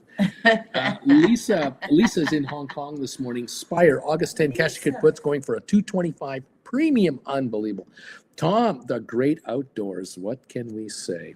Great outdoors, man. Giddy up. So SoFi, they had a fireside chat kind of thing with Noto yesterday. Oh, okay. And just what's happening? I haven't talked to you for a while. What are your plans going forward? It was kind of like a Q&A. It's not because they had something earth-shattering to Well, announce? actually, Ah, actually, actually. in that little, hi, how are you session, which was, I think, after the close, he announced that, well, we're working on a subscription service for our clients, our banking clients, a kind of a premium service type thing. It's kind of like Amazon Prime. okay. What you get? Well, do you remember the days where you would open up a bank account at a bank and you would be all excited because you would only have to pay $9.95 a month to have a checking account and you'd get 5 checks free. Okay. And then after that, it was only 50 cents a check. Right. Remember those good Yes, old days in yes. the 80s and the 70s? And you Oh, had a good person times. you could talk to. And you had a person you could talk to, and we're here for you and all that crap. The Maybe banks, you got a toaster. I don't know. maybe, and then the banks in Canada, USA were taking in these fees every month, $14.99 fees, and then Oh, yeah. they came up with the premium checking service where your checks were custom designed with gold Yes. leaf printing Ah. and would have your name and address on it, and you didn't have to, write down Write that it by in. yourself. And it was like $14.99 or $24.99 for this service. Oh, And, just wait, folks. Once you get old, they give that back to you. But every month they say, "Here's your service fee, and here's us crediting it back." Right. Well, Sofi is coming up with a $9.99 per month premium package, Okay. offering better loan rates on loans or higher interest on your savings account if you're a $9.99 a month member. Okay. So instead of getting 4.1% on your money, you're getting 4.2% on your savings or Okay. what have you. And so they're offering this, of course, to their members, which there are now over 10 million of. And why by the end of this year, there'll be over 12.5 million. And by the end of next year, there'll be over 15 million. And I'm asking myself, how many of those members are going to take this $9.99 a month deal to get a better, Pardon me. maybe a higher grade credit card or a better mortgage rate or a better car loan rate or a blah, blah, blah, blah, blah, blah. I'm thinking a high percentage will do this. But I've thought, well, if it's just 10 to 20%, that's 1 million to 2 million people taking this deal. Right. And I'm wondering if 2 million people take this deal, the bank will haul in $20 million a month in this subscription thing. So you think $240 million a year. they're going to bring more in on the subscription than it will cost them for these bonuses? Oh yeah. Oh, they'll make a killing. And because- this is a hook to bring people in. Because you think to yourself, It's the toaster. you're thinking to yourself, I've got 10 grand with Chase Manhattan or with Yeah. Bank of America, and they're paying me for 3.5% interest. Here's SoFi offering 4.1% interest just to open an account. But if I become a premium member, I can get 4.2 or 4.25%. Why don't I move my 10 grand over there and get 4.25 instead of 3.5? That's 0.75% more of my money on 10 grand. That's $750 a year. This $10 a month is only $120 a year. Exactly. That alone is worth it. Which makes me wonder. Yeah, they get it's the hook to bring other people in, but it's going to cost them. They're Is it? going to. I think so. Is it? They're Really? going to pay out more. If I just look at the account, I'm going to pay out more for the account than I bring in from the account. But I'm going to have way more accounts. Yeah, it's the economics of scale. And Yeah. I'm thinking Yes. in 5 years, there will be 50 million members at SoFi, Right. and 25 million Right. will be paying this. They're going to haul in And that's- 200 million a month. Lest we In forget this what a service. bank does, is it uses your money. They're going to attract so much more deposit money into their accounts that allows them to lend it. Think about it this way. If you bring in 10 grand in from your other bank to SoFi to get this extra interest for $10 a month, they're going to take your 10 grand and lend it at 8 to 12% a month for a car loan, Yeah. for a mortgage. They're getting the full 8% on your money, giving you 4.25%. And don't forget, 9,000 of the 10,000 will be reloaned again Oh, yes. and again. And so every 10 grand will be lent out 4 times over. It'll be 40,000 in loans for one person's interest being paid of 4.25%. They only have to pay interest to the person that brought the 10 grand in. The other 30,000 being rolled over with 8% interest, 2,400 a year in free money. These guys are going to make a killing on this, And I'm sitting here going, if they can make 250 million more in profit Mhm. in the next year because of this program, that's 25 cents a share profit for the company. They only made 39 cents a share for the whole bank last year. Right. Here's 25% more. They'll have to redo their finances. They'll have to redo their forecasts. They're sandbagging us. And in a good way. And so if in 3 or 4 years they are hauling in $1 billion a year in fee income from money they never hauled in before, it's $1 a share more in profits. 30 times earnings multiple, that's worth $30 a share. Just those fees are worth $30 a share stock price. Plus the $30 stock price for the bank, the whole company, $60 a share. What are we trading at? $14.69. I think there's some upside in the SoFi trade. I just kind of like it. They have no fees at the moment. None. Well, I've always, And this is a voluntary fee. It's not mandatory. It's voluntary. Oh, God, are they going to make money? I always thought it was an amazing sales that banks charged us to let us give them our money. Yeah. Yeah. Here's our money. You can use it. Well, it sits there. Yeah, it's It was always such. why are the tallest good skyscrapers in almost every city in the world a bank building? Why is it a bank? Downtown Toronto in Canada, In the Canada, 5 tallest buildings in downtown Toronto, 5 of the 6 big banks. Hello? in Canada, we call them obscene profit, Royal Obscene Profit Bank. Yeah. Bank of America, Citibank, you name it. Now, a lot of banks lately have kind of gone, well, we don't want to have the tallest building in the city anymore. We want to have Optics. like optics. It doesn't look good. Maybe we should let the show-offs have the tallest buildings and let them brag about how great they're doing. We'll just quietly become incredibly powerful. Yeah. Wow. Welcome to the party. Well, SoFi is about to explode in earnings, and the market doesn't fully grasp how much this is. They're kind of going, well, yeah, they'll probably make a few million more, maybe 10 million more. 20. No. Hundreds of millions more in profits are coming to SoFi. And then it's billions in profits to SoFi. They're going to become a top 10 financial player in America. They're now 14.72, down 11 cents. I'm trying to tell you, I'm trying to warn you, this thing is about to blow. But And hit 88 miles an hour. what have I been doing since 2021? Been telling you about SoFi, how great it's going to be. I've been trying, and there are winners here. Many, many winners here, and there will be more. And so, congratulations, kids. Write cash secured puts and get rich. Let them make you rich. Become the player with Noto.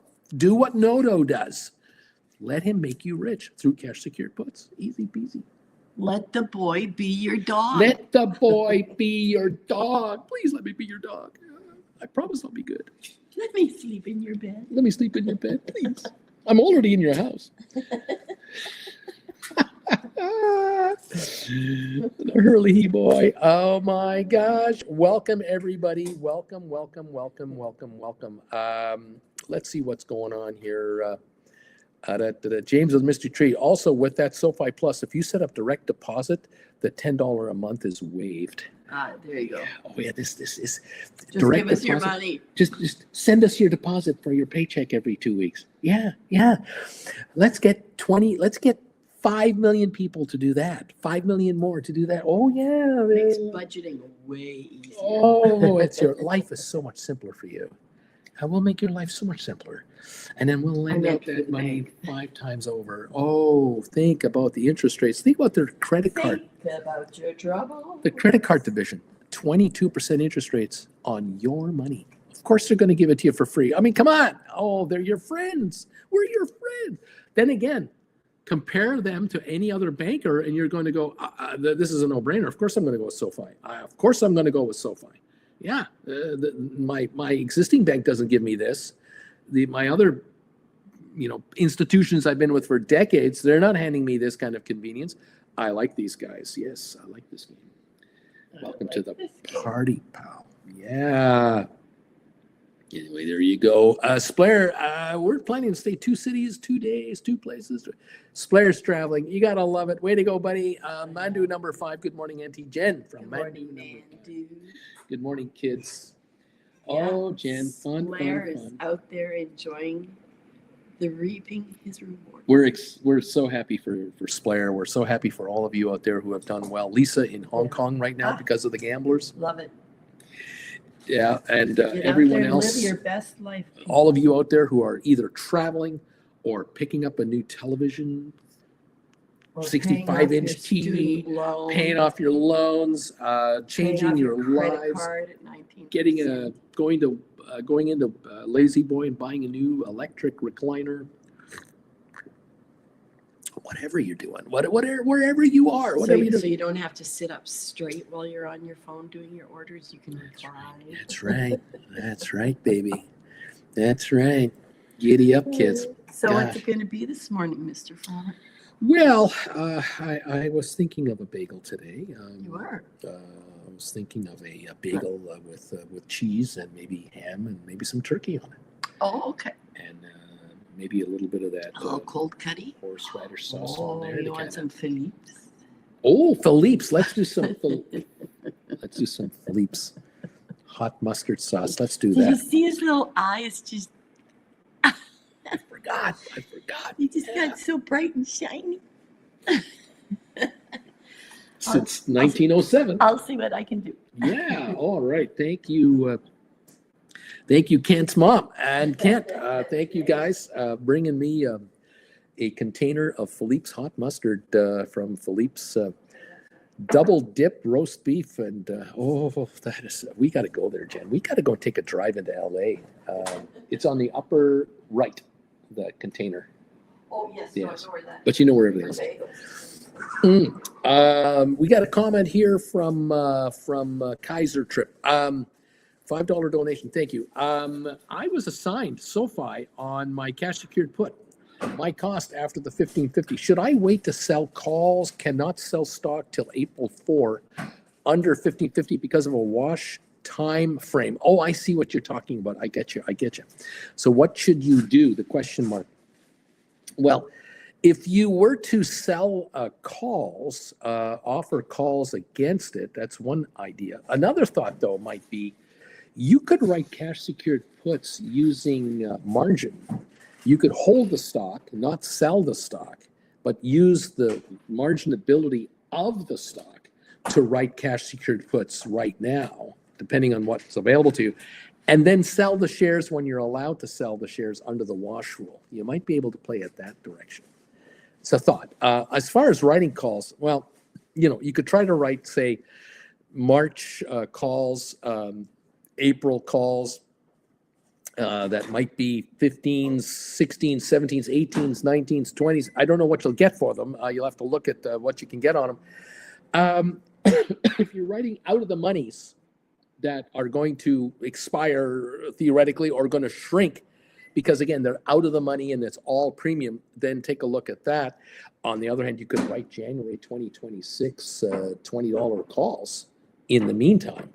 Wait until this can be done here, April 4, and then buy those calls back at that time, and then sell the shares, and then write cash secured puts. I mean, there's a number of ways to play this right now. So you've got a few angles to play this, okay? Keep us posted. Splair, anyway, probably most of the pet food I will have to buy in Prague, Krakow, because Slovenia and Poland are so small. It's okay, Splair. Kent's mom smiling. You got your mustard. You're using that mustard. Oh, yeah. Kevin, your audio has an echo. That means your audio has an echo. It's not likely coming from here. My hunch. You might need a reset. You might need to shut off, get out of StreamYard, and come back in. Again, I don't know what your situation is. I'm not technically able to help, but that's the deal there. Okay, 1476 on SoFi, down just 7 cents. Coming back on again. Kaiser Trip, look, 1550 a share. Do you care? You're a long-termer. You don't mind. Okay, maybe you'll write $18 to $20 calls out to Jan 26. Take a nice premium right now. Add that capital to your capital. Perhaps At the same time, maybe not, I don't know. You might decide, no, I'm going to use the marginability of this stock and I'm going to write a certain number of cash secured puts for Jan 20 again, and I'm going to take the dough for that right now. They're worth 525 book value plus premium. I'll take that cash and add it to my account right now, and I'll sell this stock when I can under the wash rule, and then I'll write more cash secured puts at that point in time. You never stop. So there you go. Good question. Very good. No echo here, says James of the Misty Tree. So I think it's a Stephen Butler problem. My hunch. It's all I can tell you. Welcome all to the party. We're down 8 cents on Sofi. 1475. I think we're approaching kind of the high of the morning, aren't we? 1478 is the high of the day. 8.5 million traded in 46 minutes. Sofi coming on. Interesting stuff. Okay. ASTS down 61. Rocket Lab down 29. GameStop down 64. AI down 23. NVIDIA down 186. Tesla still up 747. Palantir up 250 a share at the moment. That is the story. I'm sticking to it. Welcome all to the program. Thank you for joining us today. I hope you're making money today. Giddy on up. Fun times. Dow's down 386, S&P down 45, NASDAQ down 130, oil down 126 at 72.06. Tonight, 7 o'clock Eastern Time, I will be live for Gold Bagel members only. Join me tonight, 7 o'clock Eastern. Kaiser Trip might be there. Others might be there. We'll talk about where we're at, what's going on, what's happening. Let me know if any of you get exercised on any of those cash secured puts you're writing on Sofi. Are any folks taking advantage of that? I don't know which puts Kaiser Trip had. I don't know what the expiry was. I don't know what the strike price was. I don't know what he got for them. I don't know. Nothing about birth and no babies. I don't know nothing about birth and no babies. So there you go. Auntie Jen is right there to help out. Okay. James, unless it's the echo of the right cash secured puts on Sofi. Andre Delatorre, MMP. Stephen, it was my computer. Sorry, that's okay, Stephen. It's all good. That's the best part of this channel. When you have a question, just ask it. Others here will help you and help you figure it out if possible. Thank you all so very much being here with us today. This is good stuff. We love having you here. So much to follow, so much going on at the same time, so many variables here. The inflation report today was higher than expected. It was not good for cutting interest rates at any time soon. Well, there you go. As option writers, you just go, okay, I'll add that info to my knowledge. Thank you very much. The market is drifting downwards. I know what to do. I know that I have credit spreads, call credit spreads that are disintegrating right here. Fantastic.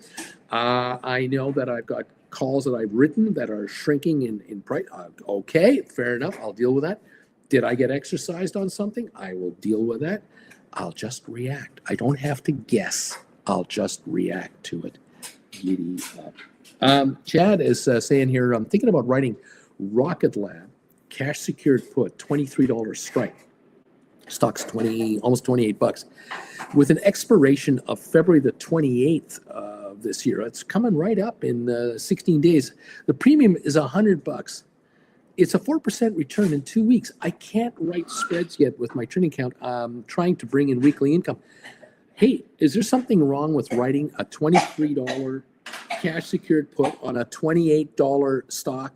No, there's nothing wrong with this trade. This is fantastic.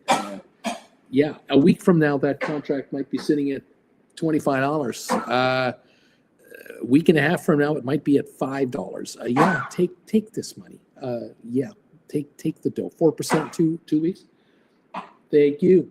Jen's trying to kill herself, but she's giving me thumbs ups. I'm going to make it. You don't have to stand up and give me the Heimlich. I'm going to make it. Okay. Just went down the road too. Jen, were you smelling my mustard again? Were you putting your finger on my Philippe's mustard and going, this isn't that hot? Is that what we did over there? No, it just went down the wrong tube. It went down the wrong tube. Well, you know. She will make it, folks. Not to worry. Chad, easy money, easy peasy money right there. Grab it. Grab that cash. Is there something wrong with taking a 4% return in 2 weeks on anything? Really? Anything? You can do this 20 times a year easily. That's 80%, and you can compound this. Nothing wrong with it. Wow, that is awesome stuff. Dude, ketchup. No, mustard. Mustard. Oh my God. There you go. Giddy up, kids. Well done, Chad. Rocket Lab 2801. Yeah, I would be writing those right now, right away. Next Monday is a holiday coming up, so Family day. free expiry day there. So yeah, you're laughing on this one. This is a no-brainer. This is a nothing burger trade. Good stuff. Jeff Glass, I've got a bunch of 22s written on that date. It's the day after earnings. There you go. Well, Jeff, you know you can always do a rollover to 25s for a month further out and get a bigger bunch of money. You can write 28s for a bunch more money for a month or two further out. You decide how you want to play it. I don't know the position you put yourself into with regard to how much did you get, what are they at now, what could you do, you do the math and do the calculations. But there's some opportunities here, no doubt about it. Giddy up. Still down 6 cents on SoFi, but only 6 cent loss on SoFi. 1476. Giddy up. Margin called. I wrote SoFi cash secured puts at a strike of $30. I'm writing cash secured puts $30 on SoFi. Did you get a big fat premium on this? Margin call, Jan 26, I got $13.10 when the stock was $17. Would it be a good idea to buy them back at a small loss and go higher in strike to 32.35? It's $20 right now for the 35s. They'll give me $20 for 35s. Now, you wrote these when it was 17 to be assigned at $30. Interesting.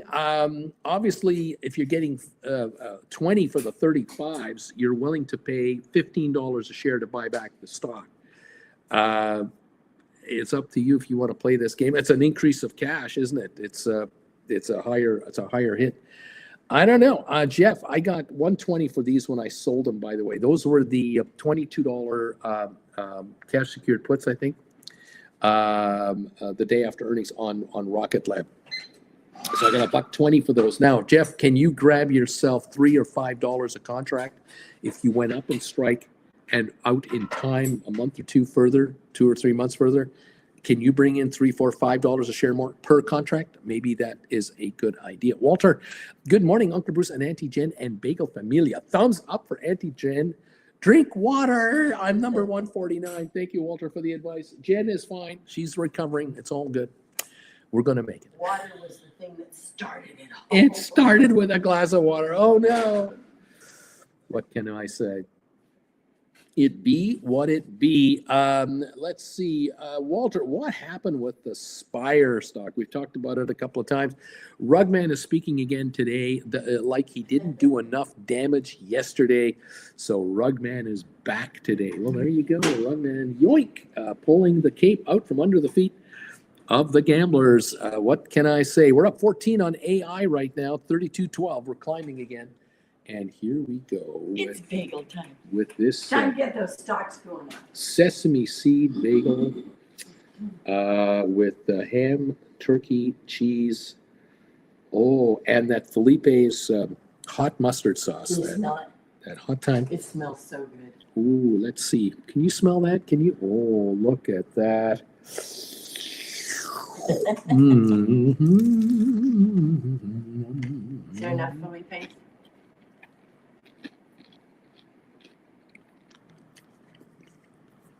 It's there. Yeah? Okay. Perfect. Gotta be able to. I need those sinuses cleared up. That's right. Absolutely. Gotta be able to. Lovely. Lovely all. Oh, he's already getting cleaner. Just in case. It's a prevent defense. Absolutely fantastic. Welcome all to the party. Down 330 on the Dow. Trying to come back up again. We're only down 28 on S&P. We're climbing. Look at NASDAQ. It's only down 0.29 of a percentage point. It's climbing as well. 58-point drop so far at the moment. Lisa Spire Gamblers got rug pulled, and I pocketed the winnings. Interesting. Flair, enjoy that bail. Thank you, sir. Indeed, having fun, baby. Let's go. GameStop at 2602 now. Trying to go a little bit higher here. Bouncing off its lows of 25.76. We're back to 2602 on GameStop. Sofi still down 6 cents. ASTS down 24. Rocket Lab only down 6 centinos at 28.16 now. It's climbing. GameStop down 54. AI now up 17. NVIDIA down $1.05. Market is getting a bit better.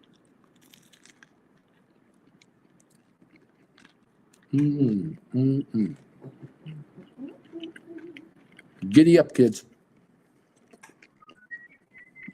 Bobby, guess who's back? Powell's back. He's back. Rugman. We ain't dropping no interest rates. We're not dropping interest rates at this time. There you go. No, they wouldn't do it now. There's too much uncertainty. Now think about it. You're an entrepreneurial type of person. You've been hired by a major corporation to make the company make more money.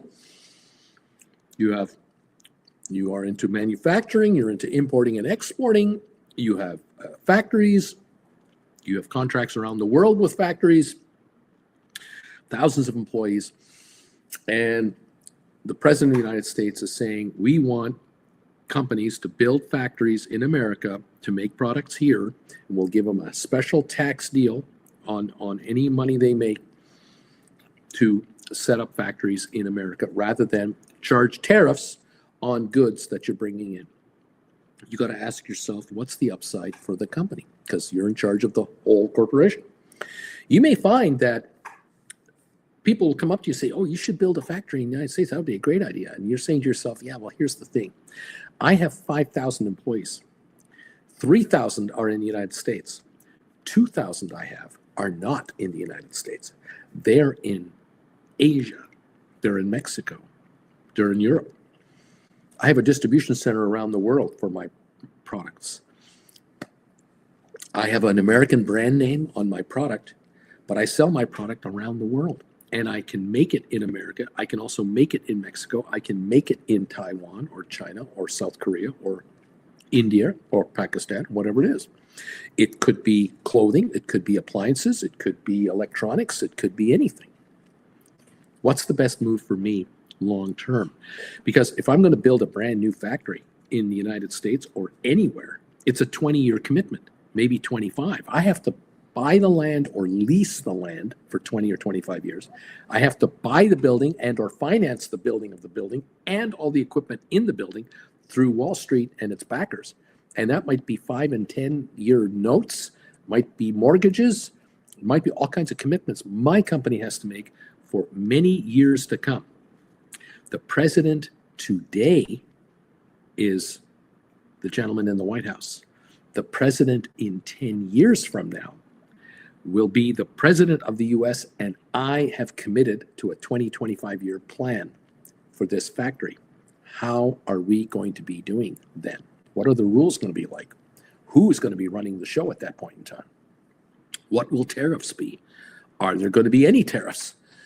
What is the relationship between the country here in the US and the world? And what is the relationship between these other countries in the world where we operate? This is the problem the CEOs face. Global issues, not local issues.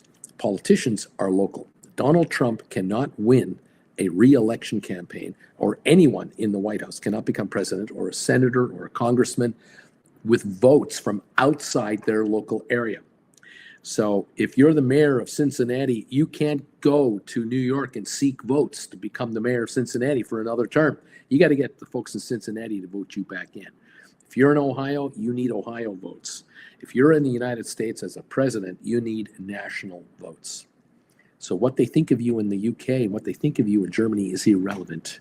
They can't vote you back in. You're a CEO. You know that. You're aware that you will be, hopefully, the CEO 5 or 10 years from now because you made the company money each and every year, no matter who was running what and where.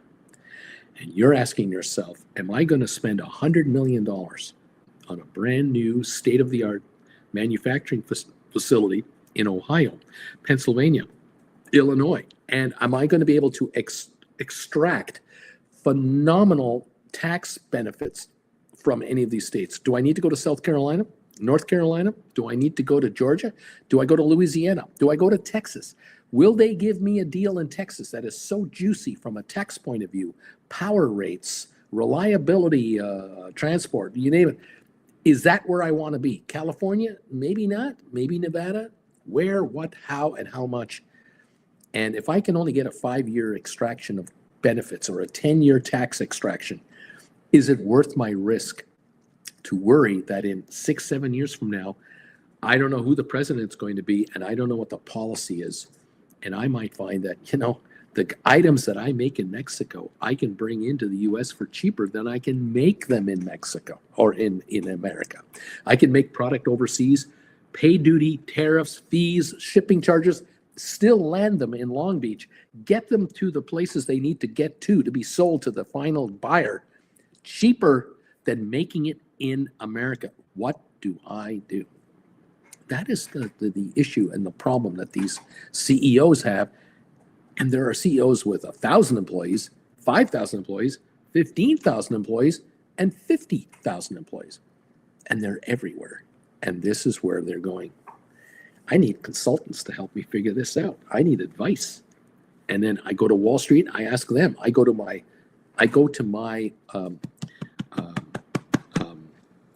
what do I call it? Not promoters, my in-house consultants in Washington. And I ask them, what's the temperature in Washington? And they can only give me the temperature today. They can't give me the temperature in 10 years.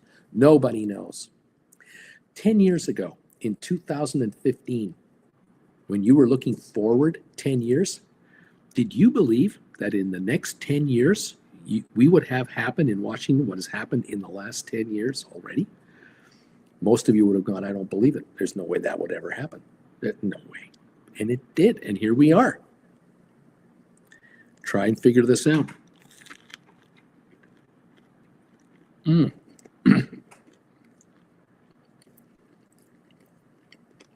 one thing I know right now. This bagel is fantastic.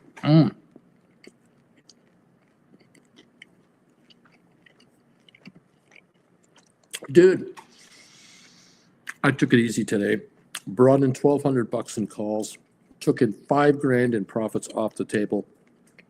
Thank you, Uncle Bruce. Rock and roll. Another hard Wednesday. Work. Poor dude. Bobby started an SOUN cover call at $13.91 until Feb 28. Cover calls are $15 for 120 premiums. Swear, by the way, in case this is helpful, at the Dortmund airport was always a Porsche store. Now it's a Tesla store. Oh, Isn't that interesting? interesting? There is no Porsche store anymore at the Dortmund airport. Tesla store. And now it's a Tesla. That's It's a nice little airport. We've been there. It should take slow. It's a nice airport. Very interesting. Very interesting.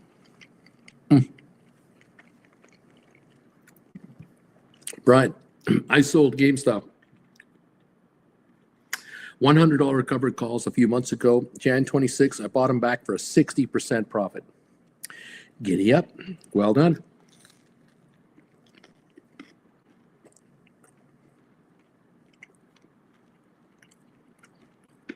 If you're new here, you're just hanging out, you're trying to figure out what we're doing here, you're asking yourself, this guy keeps talking about his website and his classes, is it worth my while to take these $200 classes from this guy? Just read how much money these people are bringing in. Just follow them, see how much they're hauling in, and ask yourself, is it worth $200 a class to bring in this kind of money for these 1 and 2 and 3 and 1 month, 2 month positions for the rest of your life? Folks have made up their minds. They're not only taking the classes, they're Gold Bagel members too. Anyway, Brian, AB electric vehicle tax, Alberta vehicle tax is a $200 now for electric. Yeah. They don't really encourage you in Alberta. Yeah.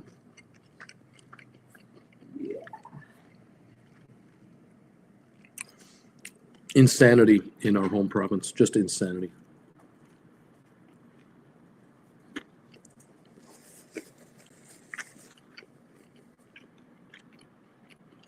Do you like this game? I like this game. Congratulations, option writers. You're getting richer and you're going to get richer.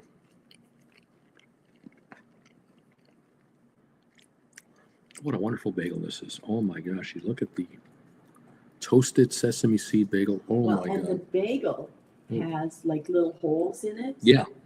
So when you hit one of those, you hit a little pool of Philippe's, A what? a little pool of the mustard. Because when I'm spreading it over the bagel, it kind of pools in there. And I thought these are just like little bubbles of joy. Cleaning up the sinuses, I'll tell you that. Oh, yeah. Is it? Is it too much? No, I love it. Okay. I love it. Because I did it on both sides. It's what I needed. I needed the hit of that hot mustard. We just clean it up. Oh my God, it's good stuff.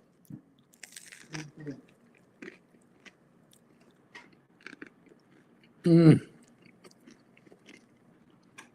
Mm, mm, mm, mm, mm. Mm. Bobby, hands down, to hold that knowledge. Classes are a must. There you go. Thank you, Bobby. Congratulations, kids. Welcome to the party where people write options and bring in money from the gamblers. It is insane. The Dow is only down 275 now. That's almost a 50% comeback. Not bad, a nice improvement.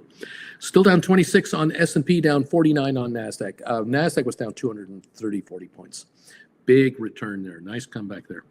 We're coming back up here. Oil down 121 a barrel, improving to 72.11. So that's an improvement as well. Splair, mustard on both sides. It's the best way to go. Have a great day, everybody. Thank you, Splair. Have a wonderful time. Enjoy your time off. Enjoy your time with your mom. Yes. Keep making money, buddy. Just keep getting richer. Yeah. Enjoy that holiday. Giddy up, kids. Have you noticed your SoFi? It's up a penny now. 14.84. We're green on SoFi. We're up 53 on AI. Rocket Lab down a penny. We're about to go green there. Looking good. Rocket Lab +4. ASTS down 27 cents. It's coming back. Waiting on GameStop down 63. Nvidia is only down $1. Looking good.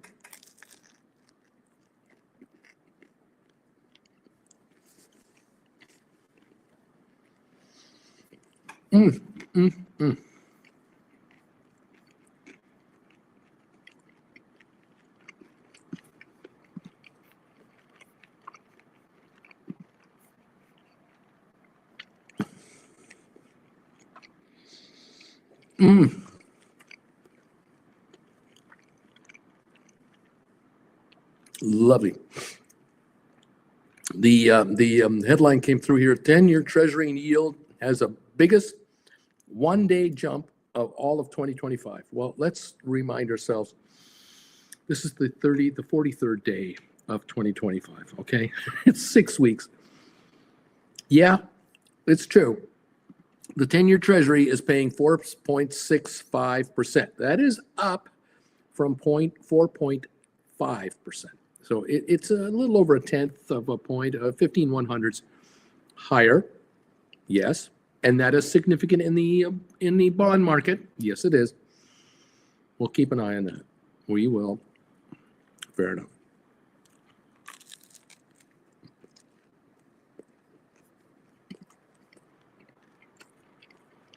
Is it the end of the world? No.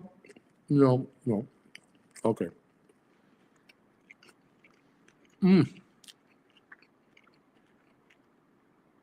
Is SoFi going to take a run to 15? Maybe. 1483? Well, it's better than 1442, isn't it? Welcome all.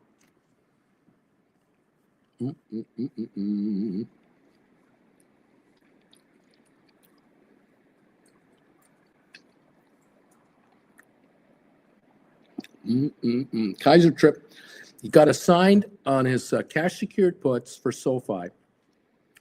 What should he do? Well, he's noticing that just sitting there, the stock is climbing, which means the assignment is actually working in his favor.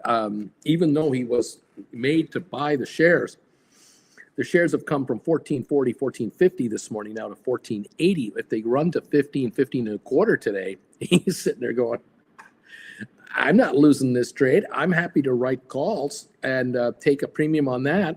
The stock wants to go to 16, 17.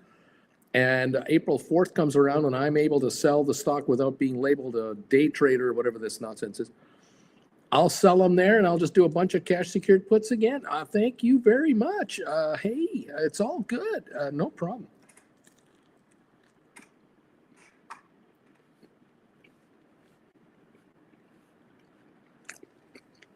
He might be writing cash secured puts this morning already, just on the marginability of his account. Okay, thank you.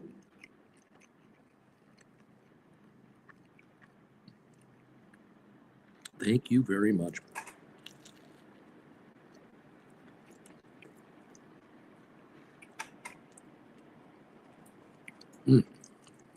GameStop just popped up over 26. We're moving up again.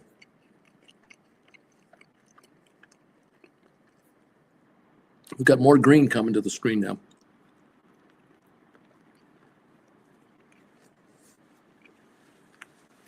Because I ate a bagel.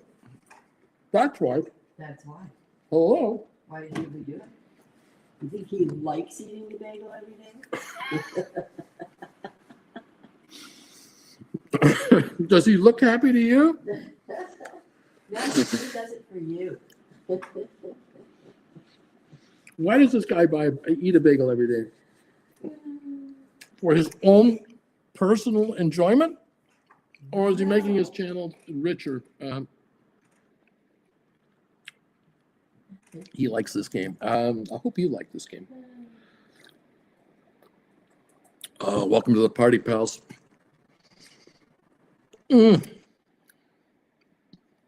Uncle Bruce, what's the weekend plan? Valentine's Day on Friday. By the way, Powell is live in front of the Congressional Committee now. That's where all the geniuses are. Who wants that job? The smartest minds of America are now questioning Mr. Powell about interest rates. Powell's job. Oh my gosh. Yeah. Yeah. Giddy up, kids. Rocket Lab up 7. AI up 49. SoFi down 6 cents. GameStop down 61. ASTS down 47. These stocks could all go green in 5 minutes and stay there. It goes significantly higher. So we'll see how that all plays out. Tonight, 7 o'clock Eastern time, join me. If you're one of these people right here, if you're a Gold Bagel member, come and join me tonight. And let's get together tonight, 7 o'clock Eastern. Primetime Live with Uncle Bruce for Gold Bagel members and only. gold bagel members of this channel. We'll try to make it worth your while to be a gold bagel member again this evening. We have 146 thumbs ups. It's been incredibly difficult to get you to give me thumbs ups today. This is what happens when we have down days. When we have up days, people love to hand out thumbs ups. When there are down days, they get upset and they feel that they're not making money. And that is because, and again, this is nothing personal, but the reality is this. I do have viewers that are option writers. That is true. But the bias that I have for my viewers, generally speaking, a number of my viewers who are option writers are actually biased to having the market go higher. The pure option writers that are here, that are quietly and silently making a fortune, don't care what direction the market goes because they don't own any shares. You don't have to be a Sofi shareholder or an ASTS holder, Rocket Lab, GameStop, AI, NVIDIA. You don't have to own a single share of any of these stocks to make money as an option writer. And those here who are making money as option writers are pretty well sitting on cash and cash alone. And will be for a long time, because getting paid the kind of money they're getting paid right now from the treasury market, from the corporate bond market, it is so juicy. You can't get a dividend from any stock with this kind of payoff. You just can't. It is pretty damn good. And again, I thank you all who have been here through thick and thin since 2021 and May of 2020 when I started this channel. Thank you, everybody who've been here the entire time. It's nothing personal. I just want you guys to get richer and richer and richer. Dude Face, thank you, my friend. Just gave you a thumbs up there for that $20 donation. If you believe that dude is doing the right thing by throwing a $20 super chat at us, hit that thumbs up button for him. Thank you so much, dude. I appreciate it very, very much. A little extra Costco spending money, or whatever else we have to spend money on. There you go. Welcome to the party, pal. The poll question of the day, by the way, as we close things up, we had 258 people vote in today. Wow. When I write stock options, I ask, quote, how much will I make on this trade, unquote, rather than will I win or will I lose on this option right trade? 81% of you are going, Bruce, I know the minute I write options, I've made money on this trade. I've absolutely made money on this trade. There's no question I'm going to make money on this trade. Only 19% of you are still asking the question, I hope I'm doing it right. I hope I'm going to be okay on this. But 81% of you who are answering this poll question today are saying, Uncle Bruce, it's a slam dunk. Every time I write options through my account, I know I'm going to make money. It's just a question of how much will I make on this trade. It's not if, it's how much. You can't say that for every other investor out there. The rest of the world filled with millions and millions of people hoping and praying that they didn't pay too much for their stock, hoping and praying when they sold the stock, they didn't sell it at its all-time low and it was about to pop the day after. There are people out there who are guessing all the time what to do. Thank you, by the way, 5 thumbs ups for Dude to hand out this $20 super chat. Thank you, and I'm sure he thanks you too. Absolutely wonderful. Kids, it's easy peasy once you know how to do it. There are 18 lessons waiting for you on my website. You have to make the first move. I cannot make you do this. I can only suggest that you could become a completely different individual when it comes to your demographic, your economic demographic.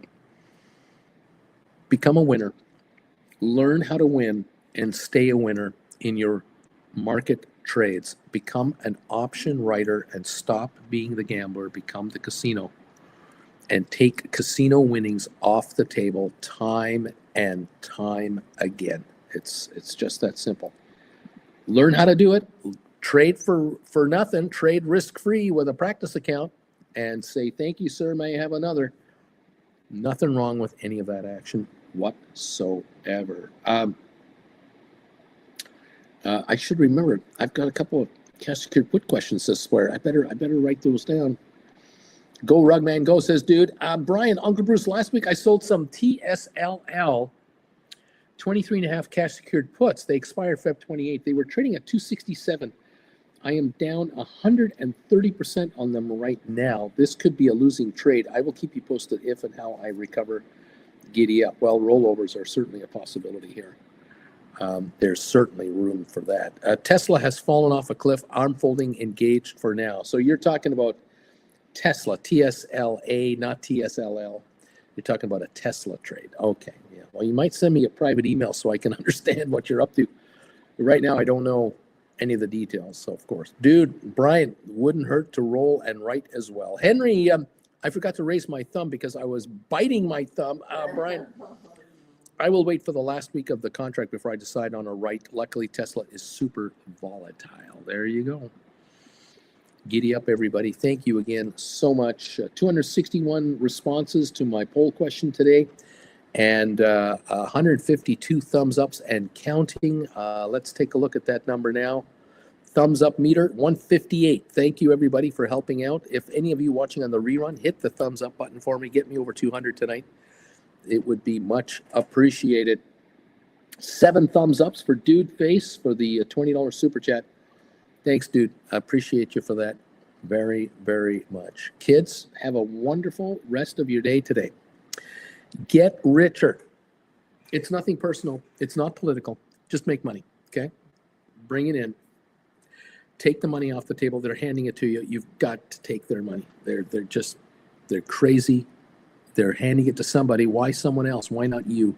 Take their money. Charlie, Uncle Bruce, have a great rest of your day there. Thank you. Thank you very much. Neat from Charlie. Absolutely. Don't forget the knee emojis. Everyone, get rich. Get rich now. Be greedy. Greed is good. Thank you all for joining me. Jen and I are going to say our goodbyes in 3, 2, 1. Bye. Bye.